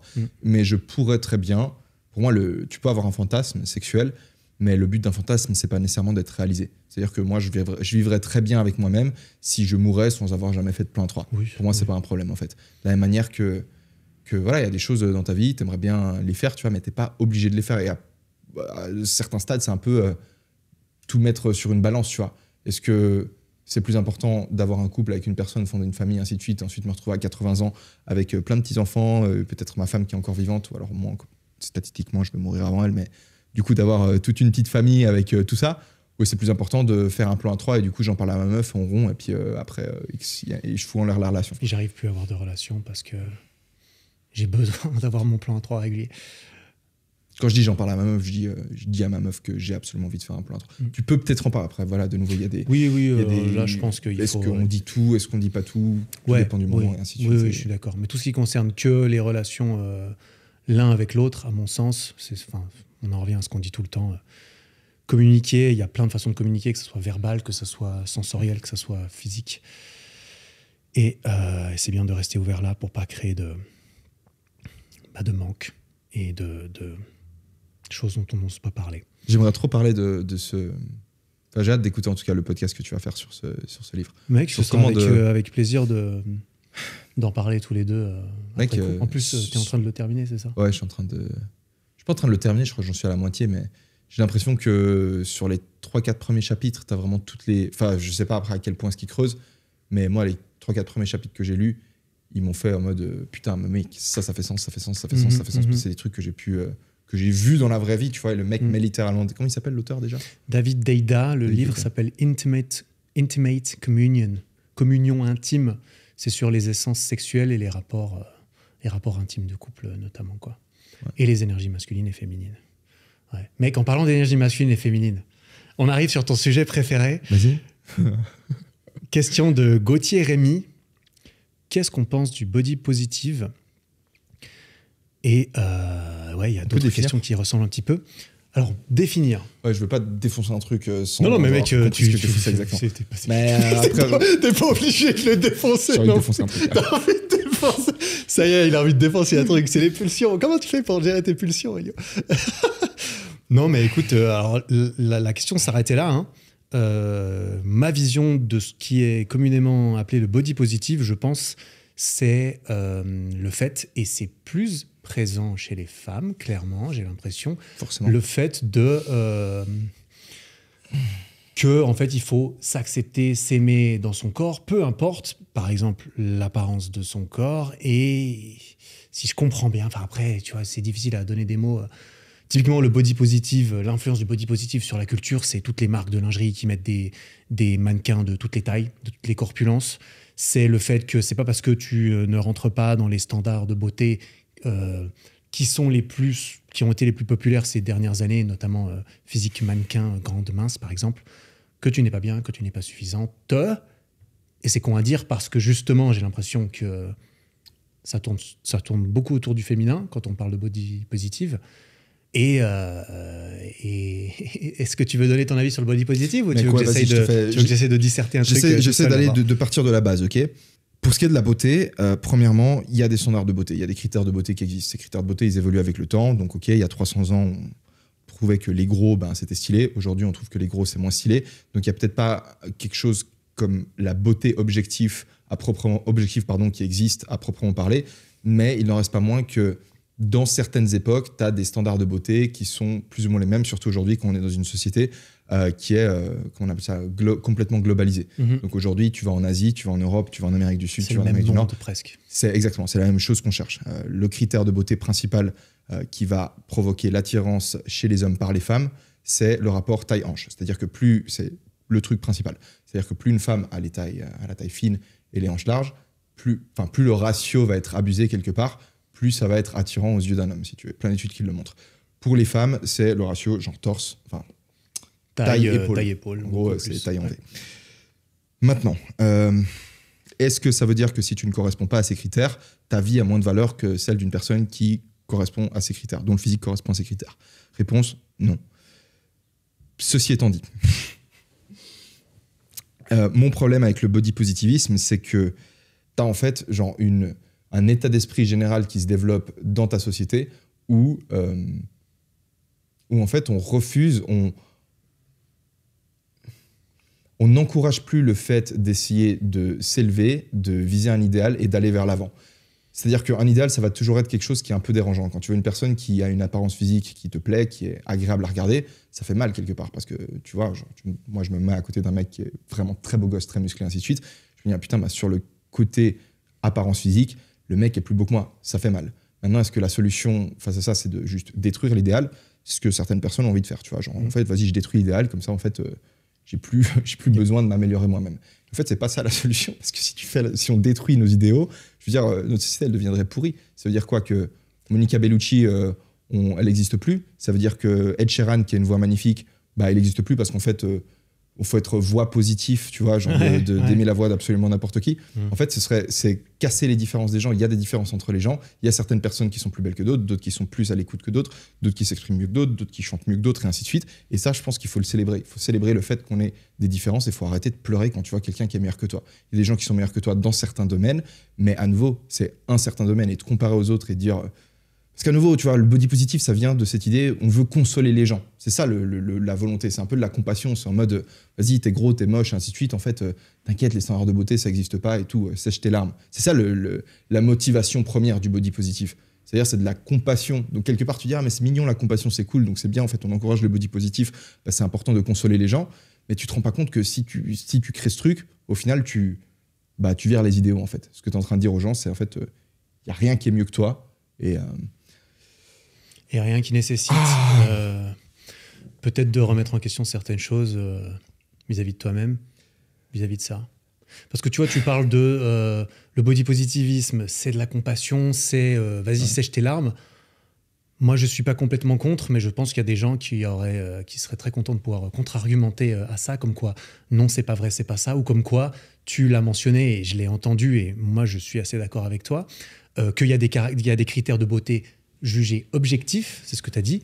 Non, on refute le fait qu'il y ait des critères de beauté objectifs dans un concours de beauté où, en fait, tout le monde peut gagner.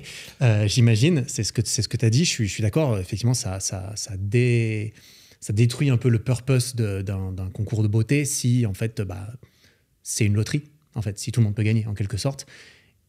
Et je pense qu'il y a des gens qui ne seraient pas d'accord avec le fait que les critères de beauté qu'il y ait des critères objectifs.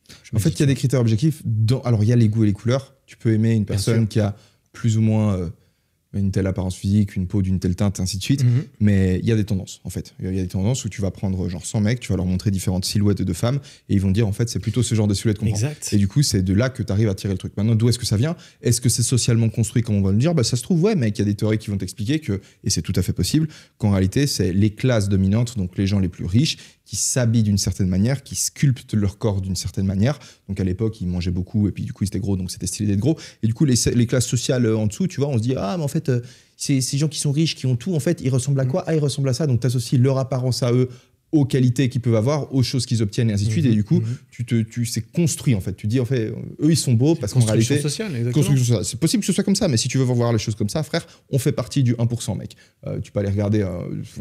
c'est nous qui construisons au final les standards de beauté. Parce que être ici en France, en Suisse, en Belgique, j'en sais rien, et de dire que mais c'est les 1%, frère, c'est nous qui construisons les standards de beauté de la planète. Tu vois, peut-être plus vraiment maintenant. Maintenant, il y a les Chinois et les Indiens qui vont commencer à nous passer devant. Et je sais pas ce qu'ils vont poser, mais au final, que ce soit construit ou non, le fait est qu'aujourd'hui, en 2023, il y a des standards de beauté qui existent. Dire que les standards de beauté n'existent pas, c'est tout simplement un mensonge. C'est très facile de le dire quand c'est pas toi qui vas devoir baiser les personnes que tu dis qui sont elle est trop belle et tout. Genre. Au final, c'est pas juste de dire les choses, tu vois. Est-ce que tu crois plus en ce que les gens disent ou en ce que les gens font, tu vois. Au final, une personne, elle est validée quelque part. L'attirance physique d'une personne n'est pas déterminée par ce que les autres gens disent de cette attirance physique, mais par ce que est-ce que réellement elle crée de l'attirance physique, si tu veux, de la part d'autres personnes, tu vois. Tu peux dire, elle est très belle et tout, alors qu'elle fait 120 kilos, elle est dégueulasse. Tu dis ce que tu veux, frère, il n'y a personne qui la baise, cette meuf. Pour moi, comme j'en étais convaincu, j'ai un avis plus mitigé, comme d'habitude. Moi, ce qui me déplaît beaucoup dans le body positive, c'est la valorisation de la mauvaise santé, en quelque sorte, dans le sens où, non, pour moi, je ne pense pas que quelqu'un qui est obèse, en obésité morbide,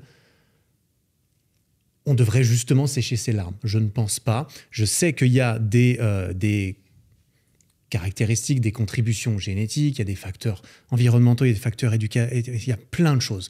Clairement, on n'est pas tous... C'est pas t'es gros parce que t'as pas de volonté, t'es gros parce que t'es nul et tu resteras gros parce que t'es né comme ça, tu vois.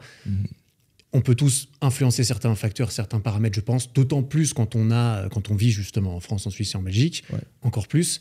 Mais d'un autre côté, pour moi, moi, j'aime pas m'imbriquer dans des débats et des constructions sociales de la sorte. Alors, on pourrait dire d'une partie, je me sens pas toujours concerné. Pourquoi? On pourrait me dire, bah oui, Eric, tu es privilégié. Et je suis d'accord. Je suis d'accord avec le fait que je n'ai pas à me poser je me pose pas ce genre de questions. Est-ce que ça me donne le droit de me retirer du débat? Comment je l'ai privilégié déjà, juste j'étais sûr que tu allais rebondir là-dessus. Je dis pas que je suis enfin, je pense que je serais considéré comme privilégié. Tu vois, c'est à nouveau la chose de, ok, étant donné que je suis peut-être un homme avec un certain niveau de, voilà, je sais pas, j'ai un certain physique, je suis pas le plus con, je suis pas le plus moche, etc. Moi, je me vois mal élever ma voix et donner mon avis sur un truc en mode, tu vois, c'est un peu le genre, si moi je parle de body positif, on j'appelle va pas ça me un dire... privilège du coup. Ouais. En fait, t'as pas le droit de t'exprimer parce que t'es un mec qui a bossé sur son physique. Parce que je ne suis pas oppressé, je ne suis pas considéré comme une minorité oppressée, et donc, moi je ferme ma gueule, tu vois, en quelque sorte, parce que je me demande à quel point est-ce que je peux donner mon avis, et en plus, ça c'est autre chose. Ça m'intéresse peu, donc j'ai pas spécialement envie de donner mon avis à ce propos. Moi, j'ai une approche, tu peux la juger bonne ou mauvaise. Mon approche, elle est un petit peu plus individualiste dans le sens où, ok, on peut créer des mouvements, ok, c'est bien qu'il y ait des gens qui soient aidés, qui soient encouragés, qui soient poussés vers le haut. C'est génial, moi je suis à 100% là-dedans, mais il faut que la personne elle ait envie d'être aidée déjà, il faut qu'elle prenne ses responsabilités, qu'elle regarde les choses en face aussi pour se dire, ok, je suis comme ça me va, je peux travailler sur moi-même pour réaliser si effectivement je me sens oppressé parce que j'ai l'impression d'être pas traité de façon égale par rapport aux autres. Qu'est-ce que je peux faire pour faire cela? Est-ce que j'ai quelque chose que je peux faire en mon pouvoir là-dedans, ou est-ce que c'est juste purement je suis oppressé, je suis une victime dans cette histoire et malheureusement c'est contre moi et du coup je me bats contre l'oppression. Le problème c'est que tu as des gens en fait ils ont aucune envie de se responsabiliser. Il y a des gens qui aiment se complaire dans un statut de victime, de penser que c'est de la faute des autres, parce que ça va leur éviter de devoir travailler sur eux-mêmes.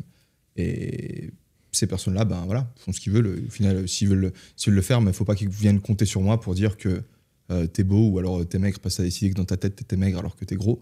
Je vais simplement pas le faire. Il y a des gens qui vont le faire, très bien. Il y a des gens qui vont être peut-être plus féminins dans leur manière de s'exprimer. On peut voir, tu vois, l'énergie de la mère qui va donner un amour inconditionnel, tu vois, et quel que soit la situation dans laquelle tu te trouves dans ta vie, elle va dire mais je t'aime, tu sais, tout va bien. Peut-être que moi j'ai une énergie plus masculine et il faut, à mon avis, dans une société, les deux types de discours pour une personne qui est grosse. Il faut que certaines personnes disent ah bah oui, ok, t'es gros, mais ok, ça va aller, tout nanana, t'as quand même des jolies oreilles au final, tu vois. Et quelqu'un qui va te dire bah écoute, t'es gros, si tu veux ne plus être gros, t'es gros, pas de problème, tu vois, en plus c'est moi ce que je dis, tu vois, tu veux être gros, reste gros, frère, si t'es ok avec ça, mais viens pas me demander de te dire que t'es attirant physiquement si tu ne l'es pas. Et à ce passage, pour toi, pour moi, à nouveau. Et pour moi, c'est exactement ça. Moi, ce qui me dérange pas, moi, je m'en fous que les gens soient beaux ou jugés gros ou pas gros. Je m'en fous. T'es beau, t'es moche, t'es gros, t'es belle, t'es je ne sais quoi. Ok, moi, j'enregistre l'information pour moi. Après, c'est à moi, évidemment, de me faire mon jugement de est-ce que cette personne, j'ai envie de la côtoyer? Est-ce que cette personne, j'ai envie de faire des trucs avec sexuellement ou pas? Est-ce qu'elle m'attire ou pas? Que ce soit un homme ou une femme à différents niveaux. Après, selon moi, c'est comme ça. C'est pas une... C'est tout. J'ai du mal à... Si t'arrives à être body positif, si t'arrives à être positif vis-à-vis de ton apparence physique, réellement... Ouais, exactement. Justement, tu peux... C'est pas parce que Elio ou... le président de la République ou moi, on te trouve attirant que ça veut dire que tu dois te complaire dans ton apparence et que tu dois te dire ok, ça y est, j'ai été validé, du coup j'ai rien à changer, c'est bon, je suis attirant, donc ça me suffit. C'est pas parce que nous on trouve que t'es pas attirant ou attirante que tu dois changer quelque chose. Au final, ça reste un petit peu de ok, il y a tous ces gens qui crient des trucs et tout, il faut faire ci, il faut faire ça, mais au bout d'un moment, moi je pars du principe que tu commences par toi-même, tu regardes à l'intérieur de toi-même, t'essayes, je sais, c'est pas facile, peut-être que moi j'ai plus de facilité parce que c'était plus facile à la naissance ou parce que j'ai travaillé dessus, j'ai plus cette facilité à réduire peut-être le bruit ambiant et de me dire, ok, c'est comme j'en avais parlé dans une vidéo où je reçois des commentaires sur YouTube. Mec, t'es un gros faiblard, t'as pas de bras, t'es pas musclé, pourquoi t'es connu alors que t'es moins musclé que X? Et il y en a plein qui me disent « Ah mec, t'es trop musclé, pour moi, c'est trop, t'es moche. Il y a des gens qui me trouvent moche, il y a des gens qui me trouvent beau. Et du coup, si j'écoute tout le monde, c'est la merde. Si je veux plaire à tout le monde, c'est la merde. Du coup, tu réduis le bruit de tous les autres et je commence par me dire, ok, est-ce que moi, en fait, je me trouve trop gros ou trop musclé? Est-ce que je me sens bien dans ma tête quand j'essaie d'écarter ce qui se passe autour de moi? Si la réponse c'est non, est-ce que c'est lié justement à l'impression que j'ai que tout le monde me trouve moche? Parce que c'est le cas, tu vois, oui, le regard des autres, il faut s'en séparer. Tu t'en sépares pas en des créatures sociales, c'est normal que tu prennes en compte la vie des autres sur toi. Mais il faut réussir à calibrer le tout en mode, bah oui, si tout le monde me déteste, si ma relation avec chaque personne, elle est négative pour moi, le seul dénominateur commun là-dedans, c'est moi. Du coup, c'est à moi de me poser la question, est-ce que ça me plaît d'être détesté par tout le monde? Si c'est le cas, bah très bien.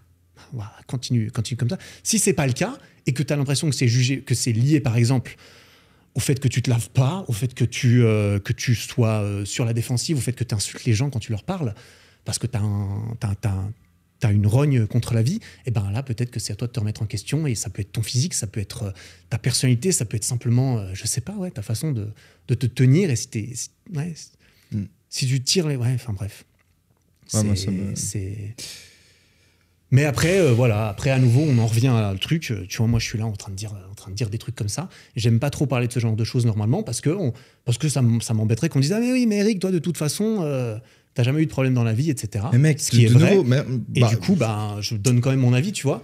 Mais c'est pour ça que j'ai pas envie publiquement de me mettre dans des débats comme ça où on jette des trucs comme ça et on débat là-dessus parce que. En fait, moi, tu vois, je me suis fait plusieurs fois la même réflexion que toi. Plusieurs fois, je me suis tenu volontairement à l'écart de certains sujets parce que j'estimais que j'avais pas mon mot à dire. En fait, au bout d'un moment, ça m'a cassé les couilles, en fait. De me dire que, en fait, j'ai pas le droit de m'exprimer à cause de certains groupes auxquels je fais partie. Je fais partie du groupe des Blancs, je fais partie du groupe des hommes, je fais partie du groupe de X, Y, Z. Et parce que je fais partie de certains groupes, j'ai pas le droit de m'exprimer. Ce qui s'exprime quand je parle, c'est mon âme. Le principe de la non-discrimination, c'est le fait de traiter les individus de façon égale, peu importe à la catégorie à laquelle ils peuvent appartenir. Quand je parle, c'est mon âme qui parle. Aujourd'hui, je m'exprime avec de la bienveillance, tu vois, une fois de plus. Les gens, quand ils sont gros, s'ils ont envie de... Ok, qu'ils soient gros, vas-y, soyez gros, mais comptez pas sur moi pour dire que vous êtes maigre si vous êtes gros. C'est tout, en fait. Ouais, et j'ai pas de problème à m'exprimer avec ça, mec. Je suis d'accord avec ça. Pour moi, gros, déjà, ça reste subjectif. Toi, si gros, ça a une connotation négative, péjorativement. Ouais, je dis gros, c'est vrai que bien sûr, exactement, tu vois. Je dis gros pour dire dans notre société, ça a une connotation négative. C'est justement, on en revient d'ailleurs à un livre qui est intéressant qu'on a lu tous les deux et que tu avais cité justement, notamment quand tu parles des études qui démontrent que c'est même pas culturel, hein, ces rapports taille-hanche et tout, parce qu'il y a des facteurs de beauté qui sont culturels. Par exemple, en Asie, les gens qui sont bronzés, c'est les gens qui travaillent dans les champs et qui sont pauvres, typiquement. Ouais. Et c'est pour ça que tu as des ombrelles pour pas prendre le soleil, par exemple, en Asie, alors qu'ici, généralement, être bronzé, c'est associé à un critère de beauté. Mais il y a des critères qui sont apparemment... qui perfore toutes les cultures et tous les âges et tous les genres et tous les... Tu es en train de me niquer mon micro. Ouais, je sais pas, je l'ai tout juste. T'as des... Vas-y, mais donne-moi le petit truc, je vais le remettre quand tu vas parler. Et justement, je cite du coup ce livre que Elio m'avait recommandé qui s'appelle Le poids des apparences, qui est un livre justement, c'est un recueil en fait d'un professeur de psychologie à Paris, je crois. Mais c'est un assez vieux livre, Jean-François Amadieu, Le poids des apparences, qui justement recueille beaucoup d'études sur la beauté et qui essaye manifestement de démontrer à quel point ce qu'on considère comme la beauté influence notre société et a des critères qui sont jugés, peut-être, on peut appeler ça objectifs, mais reconnus par beaucoup de gens. Et je sais plus où j'allais avec ça, mec, mais c'était pour dire que ce livre est très intéressant pour en apprendre plus sur, en fait, comment la société fonctionne, comment notre génétique fonctionne, comment le fait que beaucoup de gens n'admettent pas, quand on leur demande, qui font une favorisation par rapport à ce que eux considèrent comme beau, alors que quand tu fais des tests à l'aveugle, ils le font systématiquement. Tu mets une photo jolie ou tu mets pas de photo sur le même CV, ou tu mets une photo jolie ou une photo moche sur le même CV, les gens vont attribuer des compétences, ils vont attribuer comme ça, par magie des compétences différentes, effet de halo, notamment positives à la personne qu'ils estiment belle. Après, tu prends cette information, selon moi, tu en fais ce que tu veux, tu fais avec les cartes avec lesquelles tu as. Si tu es jugé gros, mais que tu es très bien dans ton corps, il n'y a pas de souci. Si tu es jugé gros et que ça te dérange, il y a 2 types de travaux qui peuvent être faits. Il y a le travaux dans ta tête, comment tu perçois cette information et cette désignation qu'on te donne. Et il y a le travail que tu peux faire sur, OK, j'ai plus envie qu'on me désigne comme ça, je vais essayer de changer ça pour moi, pour les autres, parce que les deux sont liés à mes yeux. Ouais, complètement. Bref. On est bien ? Mec, on est bien, mec. En vrai, ça me... Mec, rien que l'idée de me dire, parce que tu vois, je l'ai ressenti aussi, tu vois, le fait que j'étais peut-être pas légitime à m'exprimer, ainsi de suite, et en fait, ça me... C'est vrai. En fait, c'est le truc qui me les brise, et je pense que cette année, mec, sur mon podcast, je vais vraiment faire attention à la manière dont je dis les choses, tu vois, essayer de ne pas me laisser emporter et de dire des choses que je pense pas, mais les choses que je pense, je vais vraiment pas me gêner pour les dire, parce que vraiment, je vois des choses qui ça me casse les couilles, en fait. On est en train de conforter certaines personnes dans un mensonge, et je pense que c'est grave. À partir du moment où on n'est pas capable de regarder les choses, la vérité en face, je pense qu'il y a un réel problème, en fait. Ouais, ça me fait penser à ça, c'est que justement, comme tu l'as mentionné, il y a différents types de personnes qui vont répondre à différents types de messages. Typiquement, il y a quelques mois, il y avait eu ce petit bad buzz de Thibaut Inchep qui avait fait un réel où c'était arrête d'être une merde, c'était quoi, rien à foutre de ta dépression, et que lui justement est quelqu'un qui fonctionne, j'en avais parlé avec sa meuf justement, avec Juju qui m'en avait parlé sur mon podcast, qui m'avait dit Thibaut, lui c'est quelqu'un qui fonctionne avec le coup de pied au cul, tu vois, il faut qu'on lui dise que c'est une merde, il faut qu'on lui dise qu'il doit faire ça, t'es une merde, va travailler, pour lui ça marche. Et il y en a d'autres, comme tu l'as dit, il faut avoir un aspect plus nurturing, plus maternel, plus je t'aime inconditionnellement, que tu sois comme ci, que tu fasses ça, c'est la même chose. Et ça va donner envie aux gens de s'élever eux-mêmes pour rendre encore plus fier cette figure d'approbation. On dira que ce soit le coach qui te crache à la gueule pour que tu ailles t'entraîner, ou que ce soit ta maman qui te dit c'est très bien mon enfance, ou ma maman, ou ton pote, parce qu'évidemment c'est un type de façon de parler qu'on va recevoir différemment. Moi je sais que je fonctionne mieux au coup de pied au cul, même si j'ai pas non plus envie qu'on m'explose la gueule à chaque occasion, tu vois. Mais c'est complètement... On aime bien dominer, en fait, mec. Peut-être parce qu'on est des hommes très masculins, on a besoin par moment qu'il y ait des figures encore plus masculines que nous qui nous parlent, qui nous disent un peu les choses de manière bienveillante. Moi, je trouve ça motivant. Parce que la figure encore plus masculine à mes yeux, encore plus j'admire cette personne, c'est un idéal. Si j'ai plus d'idéal, comme tu l'as dit, tu vises quoi ? Les couilles, je vise quoi ? Je vise, comme tu l'as dit, je vise en fait le niveau de base qui va être déterminé, c'est le niveau tout en bas. Et le niveau tout en bas, ça va être tout le monde. Et est-ce que toi ou moi ou quiconque a envie d'être comme tout le monde, d'être normal, d'être moyen, moi ça ne m'intéresse pas. Et pour ça, je regarde les gens que j'estime comme plus haut ou qui me donnent envie. Qui incarne certaines valeurs ou qui incarne certaines... Voilà, le mec, il a réussi, il a fondé une grosse entreprise, ça me chauffe. Le mec, il est musclé, c'est l'image qui me renvoie et c'est l'image qui me renvoie qui compte. Il est musclé, il a l'air d'avoir une vie de famille géniale, il a l'air d'être bien dans sa tête. Sa mère, moi, j'ai envie de ça. Je serais content que ce mec me dise non, ça, tu fais de la merde ici.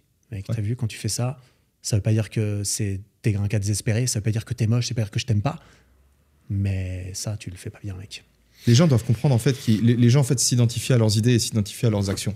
Les gens, ils pensent que quand tu remets en question leur façon d'agir ou certaines réflexions qu'ils peuvent avoir, et souvent bien évidemment, tu vois, genre tu te bases sur tes idées pour ensuite agir. Genre à chaque fois que tu agis, il y a des idées sous-jacentes, des croyances si tu préfères, qui font que tu agis de cette manière-là.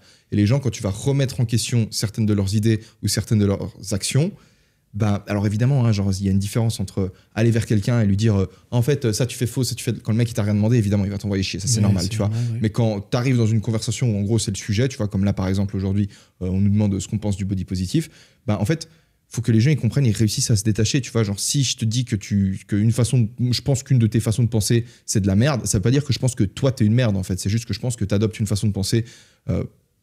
Tout dépend du cas de figure, tu vois. Parfois, tu vas adopter certaines façons de penser simplement parce que c'est, en l'occurrence, le plus simple. C'est la façon de penser qui t'évite de te remettre en question et qui te permet de juste rejeter la faute sur les autres, la société et ainsi de suite. Pour moi, le danger, c'est que si tu fais ça, en fait, simplement, tu propages un mensonge et tu t'empêches toi-même d'avancer. Essayer de modifier la façon dont le monde est Mais genre de raconter, le monde il est comme ça alors qu'il est pas comme ça, juste pour que toi tu puisses te sentir mieux dans ce monde-là, d'après moi c'est quelque chose où tu te fais non seulement du mal à toi, et tu fais du mal aux gens qui sont autour de toi. Donc quand je vois une personne comme ça, littéralement, pour moi c'est mauvais. Tu vois, genre je vois ça comme une personne qui est en train de créer du mal dans le monde. Tu vois, littéralement. Hein, avant je disais que c'était la compassion qui animait genre le fait de faire du body positif, ainsi de suite. C'est possible que ce soit la compassion, c'est possible que parfois ce soit réellement une énergie, une volonté de faire en sorte que ces personnes se sentent mieux. C'est aussi possible que ce soit en réalité, comme je crois que c'est George Orwell qui a écrit dans je sais plus quel était l'ouvrage, mais en gros le mec expliquait que ce qui animait la gauche souvent, c'était pas la compassion vis-à-vis du peuple ou vis-à-vis de la classe ouvrière, c'était la haine vis-à-vis des riches. Et c'est possible aussi que dans cette histoire de body positif, en réalité, c'est pas une volonté de se montrer compatissant vis-à-vis des personnes grosses, c'est juste une volonté en fait de dégommer les gens qui réussissent dans la vie parce que t'es jaloux d'eux en fait, parce que t'as la haine, parce que tu rages en fait. Quand tu viens détruire les standards de beauté, c'est parce que tu vois que t'es une merde par rapport à ça, et en fait tu rages de voir des gens qui réussissent. Parce que c'est agaçant quelqu'un qui réussit, surtout s'il le mérite. Encore la personne qui réussit mais elle a triché ou autre, tu sais qu'un jour ou l'autre il va se péter la gueule, ça va lui retomber sur la gueule. Il va escroquer des gens, ça va se retourner contre lui à tous les coups. Tu vois, la vie c'est comme ça. Quand tu vois une personne qui a réellement fait des sacrifices, qui a travaillé son physique, qui a sacrifié, tu passes combien d'heures à bosser par semaine? Je sais pas, beaucoup. Frère, tu passes ton temps à bosser, mon gars. Tu passes ton temps à bosser, et parce que tu passes ton temps à bosser, parce que t'es pas sorti comme ça de ta mère, j'espère pour elle, tu vois. Genre, ce que je veux dire, c'est que la personne que t'es, tu la dois à des sacrifices que t'as fait toi-même, si tu veux. Et en fait, qu'on se retrouve dans une société où des mecs qui sont sortis les doigts du cul, t'as envie de dire, juste pour qu'on se marre, mec, combien d'impôts t'as payé cette année? Non, j'ai pas besoin de... Voilà. Non, mais... Donc quand on se retrouve dans une société où en gros quand on se retrouve dans une société où des mecs comme ça, si tu veux, ils sont là en mode ils ont peur de s'exprimer parce qu'ils sentent que ils ont leur liberté d'expression qui est restreinte parce qu'en fait on les pointe du doigt, on dit c'est vous en fait les classes nanana, alors que tu passes ton temps à taffer ce que tu te le dois à toi-même. Et ou encore pire mec, où on en vient à dire un mec qui est comme toi, il dit je suis privilégié. Moi je l'avais déjà dit une fois, tu sais ce que j'en pense. Si à mon avis tu avais été une femme noire et que tu avais fait exactement, une femme noire et grosse, et que tu avais fait exactement la chaîne YouTube que tu fais maintenant, que tu faisais le podcast que tu fais maintenant, mais crois-moi que tu aurais tous les médias qui seraient en train de parler de toi et que tu serais 1000 fois plus connu que tu l'es maintenant. Fais les mêmes vidéos de toi, peut-être pas grosses du coup, parce que du coup ça aurait été chaud de faire les vidéos de street. Mais à mon avis, clairement, genre aujourd'hui, tu aurais été beaucoup plus mis en avant si tu avais fait partie d'une minorité. Ouais, je sais pas. Ce que je sais, c'est que comme tu l'as dit, moi je suis d'accord, et à nouveau... je joue un petit peu l'avocat du diable, dans le sens où je suis d'accord avec toi, les sacrifices des personnes, elles le doivent qu'à eux-mêmes. Tous ces sacrifices sont, et certaines personnes le diront, sont évidemment aussi posés par-dessus la fondation que tu avais au départ. La fondation génétique, la fondation environnementale, la fondation familiale, de laquelle tu as eu la chance ou la malchance de bénéficier. Évidemment, tu nais en Suisse, en France, tu nais au Kazakhstan... en Sibérie, c'est pas exactement... peut-être que tu n'auras pas le même retour sur investissement de tes sacrifices, mais au final, on en revient un petit peu à OK, bah, en fait, si ça, je peux pas le changer, bah, mec, à 100%. Est-ce que je dois juste me morfondre ou est-ce que je fais avec les cartes qu'on m'a données? Et si j'ai eu des bonnes cartes, est-ce que je dois me sentir coupable d'avoir reçu des bonnes cartes? Bah, moi, parfois, je me suis senti coupable vis-à-vis d'exprimer mon opinion. Ça, c'est le fardeau des mecs qui ont reçu des bonnes cartes.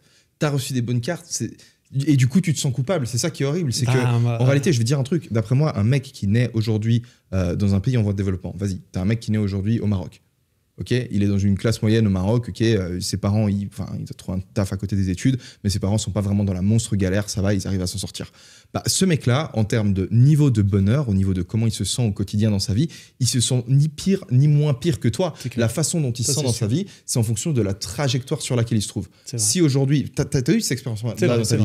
Moi, je l'ai eu, tous les mecs à qui j'en parle s'identifient à ça. Si dans ta vie, quand tu te lèves le matin, tu sais où tu vas, tu sais, t'as un objectif, que ton objectif ce soit de t'acheter un château ou que ton objectif ce soit de réussir à rembourser ton prêt étudiant, si tu sais pourquoi tu te lèves dans la vie et quand tu te couches le soir, bah, t'as vu que tu t'es rapproché de cet objectif et que t'es fier de toi, t'es bien dans ta vie, tu te sens bien dans ta vie. Ton bonheur n'est pas affecté par ta position objective, il relève de ta trajectoire. À partir de là, le mec qui est au Maroc, ou peu importe la position dans laquelle t'es, ton setup, ta position fixe, elle a aucun impact sur la manière dont tu te sens. Et je peux concevoir qu'il y ait certaines personnes qui n'aient pas la maturité et l'expérience de vie pour avoir compris ce truc-là de base à propos de la vie. À partir d'un certain niveau vital, en tout cas. Complètement. Oui, voilà. Besoins physiologiques et besoins primaires remplis à partir de là. 100%. Alors oui, il faut avoir un minimum de besoins de sécurité, sentir qu'effectivement tu ne vas pas mourir de faim, que tu ne vas pas te faire agresser, ainsi de suite, et avoir un minimum d'amour autour de toi. Mais à partir du moment où tu as ces choses-là, j'exclus tout le reste, effectivement, j'aurais peut-être dû le préciser, c'est très important. À partir du moment où tu as le minimum, genre gagner plus de thunes ou être plus X, plus Y, on s'en branle. Toi, si je te file genre 1 million, on en avait parlé déjà en plus, on a parlé de tout, mec. Si tu prends 1 million au loto aujourd'hui, tu prends 1 million au loto aujourd'hui, demain, tu as dépensé la moitié parce que tu t'es claqué des trucs, et après-demain, tu redépenses un petit peu encore après-demain. Dans une semaine, tu te sens comme une merde parce que tu vas avoir l'impression qu'au cours de la dernière semaine, tu as descendu en fait. Tu étais en haut et maintenant tu es en bas. Alors que si aujourd'hui, je te file genre 10 balles par jour, ou aujourd'hui 10, demain 20, après-demain 40, et ainsi de suite, au final, tu vas te retrouver avec moins de thunes, mais tu vas avoir l'impression d'être bien. Bref. Comme l'exemple du mec qui se pète le bras et le mec qui gagne au loto, tu les regardes dans un mois, il y a celui qui est tombé depuis son gain, il y a celui qui est remonté de sa guérison. Et si ça se trouve, le mec dans le tiers-monde, dans le tiers-monde, le Marocain qui s'est cassé le bras sera bien plus heureux que le millionnaire qui avait gagné il y a 6 mois et qui a peut-être vu sa vie décliner depuis. Bon, ça... Et de là, du coup, si ta position de départ, elle change rien, et qu'au final, ton bagage génétique, il change rien non plus. Genre, ok, t'es une personne, génétiquement, t'es défavorisé. Pourquoi ? Parce que, allez, génétiquement, t'es plus petit en tant qu'homme. On sait que la taille, c'est quelque chose qui compte. Génétiquement, t'es plus... je sais pas, t'as un QI un peu moins élevé, tu vois. Génétiquement, t'es... admettons, ok, il y a des différences biologiques entre les gens à la naissance, tu vois, c'est un débat, il y a des gens qui vont dire que non, d'autres qui vont dire que oui, mais au final, qu'est-ce que t'en fais de ces différences biologiques de naissance ? Est-ce que tu sais, par exemple, que t'es très introverti de naissance ? Tu dis, ouais, moi, j'arrive pas à parler en public, je suis hyper introverti parce que je suis introverti de naissance. Mais qu'est-ce que t'en sais, mon pote ? Genre, est-ce que tu ne serais pas peut-être un extroverti de naissance dont les parents ont, dès le début de sa vie, limité les interactions sociales en mode, non, tu vas pas aller parler à ces amis-là, tu vois, t'invites pas d'amis à la maison, je t'offre une PlayStation et ainsi de suite. Du coup, tu t'es comporté pendant les premières années de ta vie, de par l'éducation que tu as reçue comme un introverti, tu grandis avec l'idée que tu es un introverti, tu développes pas les codes sociaux et ainsi de suite, donc tu continues à rester plus facilement chez toi, et au final, aujourd'hui, tu es introverti et tu dis « Ah, je suis introverti ». T'en sais rien de ce que tu étais à la naissance. Ton background génétique, tu peux pas le connaître. À partir de là, c'est à toi de décider. C'est à toi de décider, c'est soit tu te dis « Ok, de base, j'ai pas de chance », ou de base, j'ai de la chance, ou alors de base, je m'en fous, mais tout ce que je sais, c'est que si j'entreprends certaines actions pour commencer maintenant à m'élever, à me tirer vers le haut, je vais me sentir un peu fier de moi ce soir, et demain matin, quand je m'élèverai, je serai content parce que je saurai que je peux continuer à monter, et tu montes un petit peu tous les jours, et un jour, bam, tu te réveilles et tu te rends compte que tu as fait des trucs dans ta vie. Et ça, c'est mon histoire, mec, et je pense que c'est ton histoire à toi aussi. Genre, tu te le crées, ce mindset, tu vois. C'est pas un truc avec lequel t'es né. On est les deux passés, mec. D'après moi, encore une fois de plus, de tous les mecs que j'ai pu rencontrer qui ont accompli une certaine quantité de choses dans leur vie, ils sont passés par des traumas. Et on va pouvoir dire, ouais, mais c'est pas vraiment un trauma ce qu'il a vécu, parce qu'il y a des mecs en Afrique qui se font couper des bras et ainsi de suite. Mais frère, ils sont quand même passés par des événements qui, au bout d'un moment, leur ont mis des sérieuses claques dans la gueule, tu vois, et ils se sont dit, mais mec, ils ont souffert de ces trucs-là, si tu veux. Et des fois, c'est ces traumas qui leur ont fait se dire, vas-y, maintenant je commence à avancer, je peux pas continuer dans cette vie-là. Quelque part, la douleur, tu vois, tu as la motivation positive, comme tu dis, genre, tu encourages, oui, c'est bien. Des fois, tu as les coups de pied au cul, tu vois. Des fois, c'est la vie qui te met un coup de pied au cul et qui dit, mec, tu peux pas continuer comme ça, autrement, tu vas continuer à souffrir de cette manière-là. Et, mec, c'est un sujet qui d'après. C'est un truc qui me prend au trip, mec. Ça se voit, je pense. J'imagine que ça se voit. Parce que si on m'avait dit ça plus tôt, si on m'avait plutôt fait comprendre qu'en réalité, peu importe la position. Parce que, mec, je suis passé dans cette phase-là, mec. Tout ce que j'entends aujourd'hui de justice sociale et tout, c'est la faute des autres qui oppriment. Moi, depuis mes 7 ans, j'écoute du hip-hop, mec. Regarde, et le hip-hop, à l'époque, c'était pas le hip-hop de maintenant. Le hip-hop, à l'époque, c'était les pauvres contre la société, tu vois. C'était Sniper, Gravé dans la roche, tout ça. C'est en gros, nous, on est catalogués et tout, c'est les autres, les fautes, c'est la faute de la société. J'ai tourné ce discours dans ma tête, je traînais avec mes potes, on buvait, on fumait des pets, on faisait que ça, tu vois, quasiment jusqu'à mes 20 ans, en réalité. En gros, c'était la faute des autres. C'est les autres, la société. S'il m'arrive des trucs, c'est les profs, c'est la faute d'eux. Les mecs qui sont musclés, je me disais pas qu'en fait, ils faisaient du sport, en fait. Je me disais juste que, ils se sont dopés, ou alors, je me posais même pas en réalité la question de pourquoi ils étaient musclés, mais je les aimais pas. Pour une certaine raison, tu vois, j'aimais pas les mecs qui avaient des muscles. Mais quelque part, je les enviais au fond de moi. Et en fait, c'était vraiment, réellement, j'étais mal au fond de moi-même. Parce que je voyais les choses comme ça. Parce que j'avais un discours qui ne me poussait pas à la responsabilisation. Parce qu'il y avait personne qui me disait, mec, en réalité, ça dépend de toi. Genre, si t'es prêt à te regarder en face dans la glace et à dire les choses, tu peux décoller, tu peux commencer à faire les choses bien. Et parce que, peut-être c'était nécessaire d'accumuler un peu de la haine au fond de moi et ensuite pouvoir switcher le truc et commencer à utiliser ça comme carburant pour bosser sur moi. Mais putain, je pense pas que ce soit bon ou nécessaire d'encourager les gens dans des positions de victimes et à leur dire que ce qui leur arrive, c'est la faute des autres. Parce que putain, tu fais du bien à personne, mec. Genre, tu règles rien en te plaignant ou en criant que les choses vont pas bien. Passe à l'action. Incarne le changement que tu veux être dans ce monde. Genre, littéralement, c'est Gandhi, tu fais les choses. C'est exactement à ça que je me raccroche généralement quand je me retrouve mentalement dans une situation où je suis là en mode, je sais pas si je dois intervenir, si je dois faire ou quoi. Et c'est là que j'ai tendance, de par ma personnalité et ma nature, de partir un peu en retrait, parce que moi, je suis quelqu'un qui est un petit peu plus discret en retrait. Par contre, je suis en retrait, je me tourne un peu dans mon coin, mais je vais dans mon coin et je tape mon truc. Et je crois fortement en ce que tu viens de dire, qui est de, entre guillemets, l'idée par l'exemple, c'est-à-dire qu'il n'y a pas besoin de dire, entre guillemets, de parlons un peu moins, faisons un petit peu plus, montrons un petit peu plus. En tout cas, c'est comme ça que je le fais, parce que je me dis qu'à mon échelle, c'est peut-être comme ça que moi, je peux peut-être aider mon prochain, on dira, parce que j'ai l'impression de me sentir assez bien dans mon corps. Je suis en mode, ok, je ne vais pas te dire ce qu'il faut faire, je vais juste le faire pour moi, et puis ensuite, toi, je te laisse éventuellement t'en inspirer ou pas. Mais voilà, après, si tout le monde se retournait sur lui-même et travaillait sur lui-même dans son coin, est-ce que la société fonctionnerait? Peut-être pas, mais la société, elle fonctionne justement parce qu'il y a plein de gens de différents types, de différentes personnalités, de différentes façons de fonctionner, qui ont été sélectionnés naturellement ou non, probablement, et on a tous peut-être un rôle qui ne doit pas être égal, parce que si on est tous égaux, d'un certain point de vue, eh ben, il ne se passe plus rien. Ouais, si on apporte tous la même solution constamment, si on est tous enclins à apporter la même solution, au bout d'un moment, si la solution qu'on apporte tous, c'est pas la bonne, on fonce droit dans le mur. Donc c'est normal qu'on soit différent. Mais on peut être différent en... Mec, je sais pas, est-ce que réellement on a besoin de gens qui s'autoproclament victimes?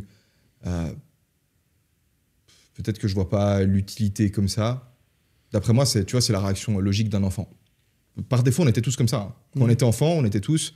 Ah, il m'est arrivé ça, c'est de la faute de lui. Ah, il m'a volé ça et tout. Enfin, l'enfant, jamais il se responsabilise. Parce que l'enfant, il se dit que, vas-y, maintenant, je suis triste. Et la façon la plus simple de m'apaiser dans ma souffrance, là, maintenant, dans l'instant présent, parce qu'il est incapable de se projeter dans le temps, il va se dire, en fait, je balance ça sur la faute des autres. Comme ça, au moins, je suis réconforté. Là, maintenant, c'était pas de ma faute. Parce que quand il t'arrive de la merde, en plus de ça, de te dire, en plus, c'était de ma faute, ça fait doublement mal, tu vois. Donc, tous les enfants, par défaut, c'est en mode, je suis une victime. Ensuite, tu as des enfants qui évoluent un peu et qui arrêtent, qui sortent de ce truc-là et qui construisent des choses, qui font des choses, qui payent des impôts. Et tu as des enfants qui évoluent pas, qui restent dans une mentalité d'enfant. Putain, restez dans votre mentalité d'enfant, mais cassez-moi pas les couilles, en fait. Simplement. Ouais.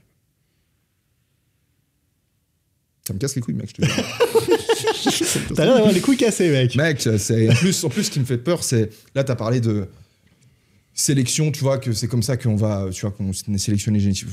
Je me dis, en fait, maintenant qu'on a le contrôle sur notre système reproductif, tu vois, à la base, genre, notre espèce humaine, depuis Homo sapiens, moins de 300 000 ans, mais en réalité, même avant, tu vois, parce que c'est pas qu'on était des singes que ça fonctionnait différemment. Et en plus de ça, la transition était graduelle. Donc, depuis le début de l'histoire de la vie, donc depuis quand on était des cellules dans les océans, ce qui se reproduisait et les gènes qui étaient transmis, c'était les gènes de... On a toujours, à part quand il y avait la division cellulaire, à chaque fois c'était mâle, femelle, tu vois, gamète mâle, gamète femelle, mise en relation, et tu prends à chaque fois les meilleurs gènes, tu vois, c'est les femelles qui sélectionnent les gènes des meilleurs mâles. Les mâles, ils sont là, oh, on veut baiser, ils veulent tout baiser, et les femelles, elles disent non, pas toi, ok, toi, vas-y, t'as des bons gènes, boum, et ça passe. Et du coup, t'as les meilleurs gènes qui se sont transmis. Depuis les années 70, on a la pilule contraceptive, c'est-à-dire que les gens peuvent décider si oui ou non ils font des enfants. On a peur de se responsabiliser parce qu'on se dit que voilà, je peux choisir entre avoir des enfants ou non. Des enfants, c'est du taf. A priori, j'ai pas trop envie de l'avoir. Donc, il y a plein de gens qui se disent, vas-y, j'ai pas envie d'avoir des enfants. Surtout peut-être si tu as une certaine éducation, un certain succès ou autre. C'est facile d'arriver dans la logique en mode, je vais pas faire d'enfants, je vais rester focus sur ma carrière et ainsi de suite.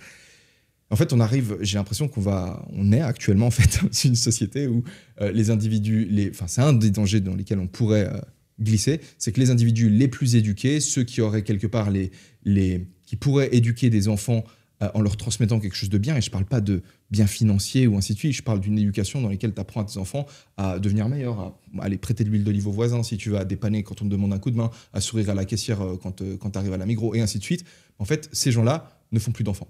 Tu vois. Donc en réalité, les meilleurs gènes, entre guillemets, et à mon avis, ils se reproduisent plus nécessairement maintenant qu'on a la pilule contraceptive, des moyens de contraception, de façon générale. Et du coup, je me demande si on ne va pas arriver dans 50, 100, 200 ans dans une société où en fait, ceux qui auront fait des enfants, ce sera les gens les plus teubés en fait, du monde, et en fait, où on sera tous complètement... En fait, ça se trouve, c'est ce qui a commencé. Vu qu'on a eu la pilule contraceptive dans les années 70, c'est pour ça qu'aujourd'hui, on a des débiles qui nous parlent de body positivisme, mec. Allez, vas-y, m'arrête. C'est une théorie. Il se passe des choses et on peut en parler pendant des heures, notamment de la pénurie de testostérone chez l'homme moyen qui semble juste décliner irrémédiablement. Ça, pas mal de gens en ont parlé. Pourquoi, comment, plein de facteurs qui soient physiques ou sociétales. Ouais, il y a beaucoup de choses, mais mec, bon, en vrai, il y avait 2-3 petites questions vite fait, mais là, c'était vraiment des petits trucs vite fait. Je pense que c'est la question où on a parlé pendant une heure. Ouais, bah écoute, ce sera le sujet et le titre de l'épisode aussi, j'imagine. Je pense qu'on va gentiment s'arrêter là pour cet épisode. Moi, j'ai trouvé ça stylé de parler avec toi, mec, comme toujours. Je remercie toutes les personnes qui ont envoyé des messages. Sachez que ça fait plaisir. Du coup, on a répondu aux questions. On a juste répondu aux questions en construisant un petit peu dessus parfois. J'espère que ça aurait été intéressant. Elio, tu veux... Mec, du coup, c'est marrant parce que j'ai jamais eu une énergie comme ça dans un podcast, tu vois. Genre, je me suis levé ce matin et j'ai direct ressenti que j'avais un...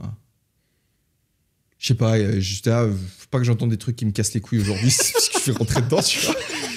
Et en fait, c'est un peu ce qui s'est passé. Ça va, en fait, au final, si toi, t'es OK avec ça, moi, je me suis vidé 3 cafés. Moi, je suis OK avec tout. Hein. Okay. Moi, je dis ce que je pense et tout. Moi, je t'adore comme être humain et je te respecte comme être humain, comme j'aime penser beaucoup de gens. Donc, mec, t'es là, tu dis ce que tu veux. Moi, je suis très content de cette discussion. Et bon, après, justement, le truc, c'est qu'effectivement, on est assez d'accord, nous deux, sur beaucoup de choses. C'est pour ça qu'on est meilleurs potes aussi, j'imagine. C'est vrai que une fois, peut-être, à plus grande échelle, avoir un truc un peu plus grand, on peut inviter plus de gens, faire des discussions à 3 ou 4 sur des sujets comme ça se fait sur YouTube, ça pourrait être stylé. Mais j'ai pas vraiment la logistique ou peut-être même l'ambition de faire ça. Mais c'est vrai que d'avoir plus de gens... Après, là, ça deviendrait des débats, notamment sur des sujets comme ça. Mais ça pourrait être intéressant, même si je suppose que ça se fait déjà. En tout cas, c'était un plaisir de t'avoir chez moi, un plaisir de faire un petit épisode ensemble. Je pense pas que c'est le dernier. Moi, j'ai l'intention de continuer à faire des épisodes. D'ailleurs, je rebondis aussi pendant que j'y suis, parce qu'à un moment donné, tu as parlé de quelque chose qui m'a fait penser à l'épisode numéro 3 de ton podcast sur les 12 règles pour une vie de Jordan Peterson, qui est sur l'entourage, où justement, dans cet épisode que j'ai bien aimé, que j'ai écouté en courant l'autre jour, qui parlait justement des différentes façons de s'entourer, des différentes façons de réaliser que en fait, il y a différentes façons de dire les choses à quelqu'un, mais que quelqu'un va avoir un pouvoir incroyable sur toi et que si cette personne ne te correspond pas parce qu'elle te tire vers le bas, vers le haut, parce qu'elle se positionne comme telle ou telle, c'est ton droit et ton devoir probablement de faire ce qu'il faut pour cette personne. Et tu justement discutais notamment sûrement des idées de ce livre qui étaient oui, cette personne, elle tombe vers le bas, je vais pas l'abandonner, entre guillemets, mais tu étudiais justement ce livre, notamment, et tu lis les différents comportements que tu peux avoir vis-à-vis de cette personne. Je veux l'aider par loyauté, je veux l'aider parce que je me sens bien si j'aide quelqu'un, je veux l'aider parce que j'ai vraiment le cœur sur la main, je veux aider cette personne, et tu discutes de tous ces points, et qui sont très intéressants, je trouve. Donc je recommande tout le monde d'aller écouter ton podcast Range ta chambre par Elio Avila Munoz, disponible partout. C'est Elio qui parle et ça on adore. Il le fait bien. Moi j'adore en tout cas. Et puis ce sera avec grand plaisir de te réaccueillir sur ce podcast, mec. Avec plaisir. Pour une 6e fois bientôt. 2024, mec. 2024 ouais, mec. Peut-être avant, on verra. Bah, merci encore, mec. Avec énorme plaisir. Merci à toi.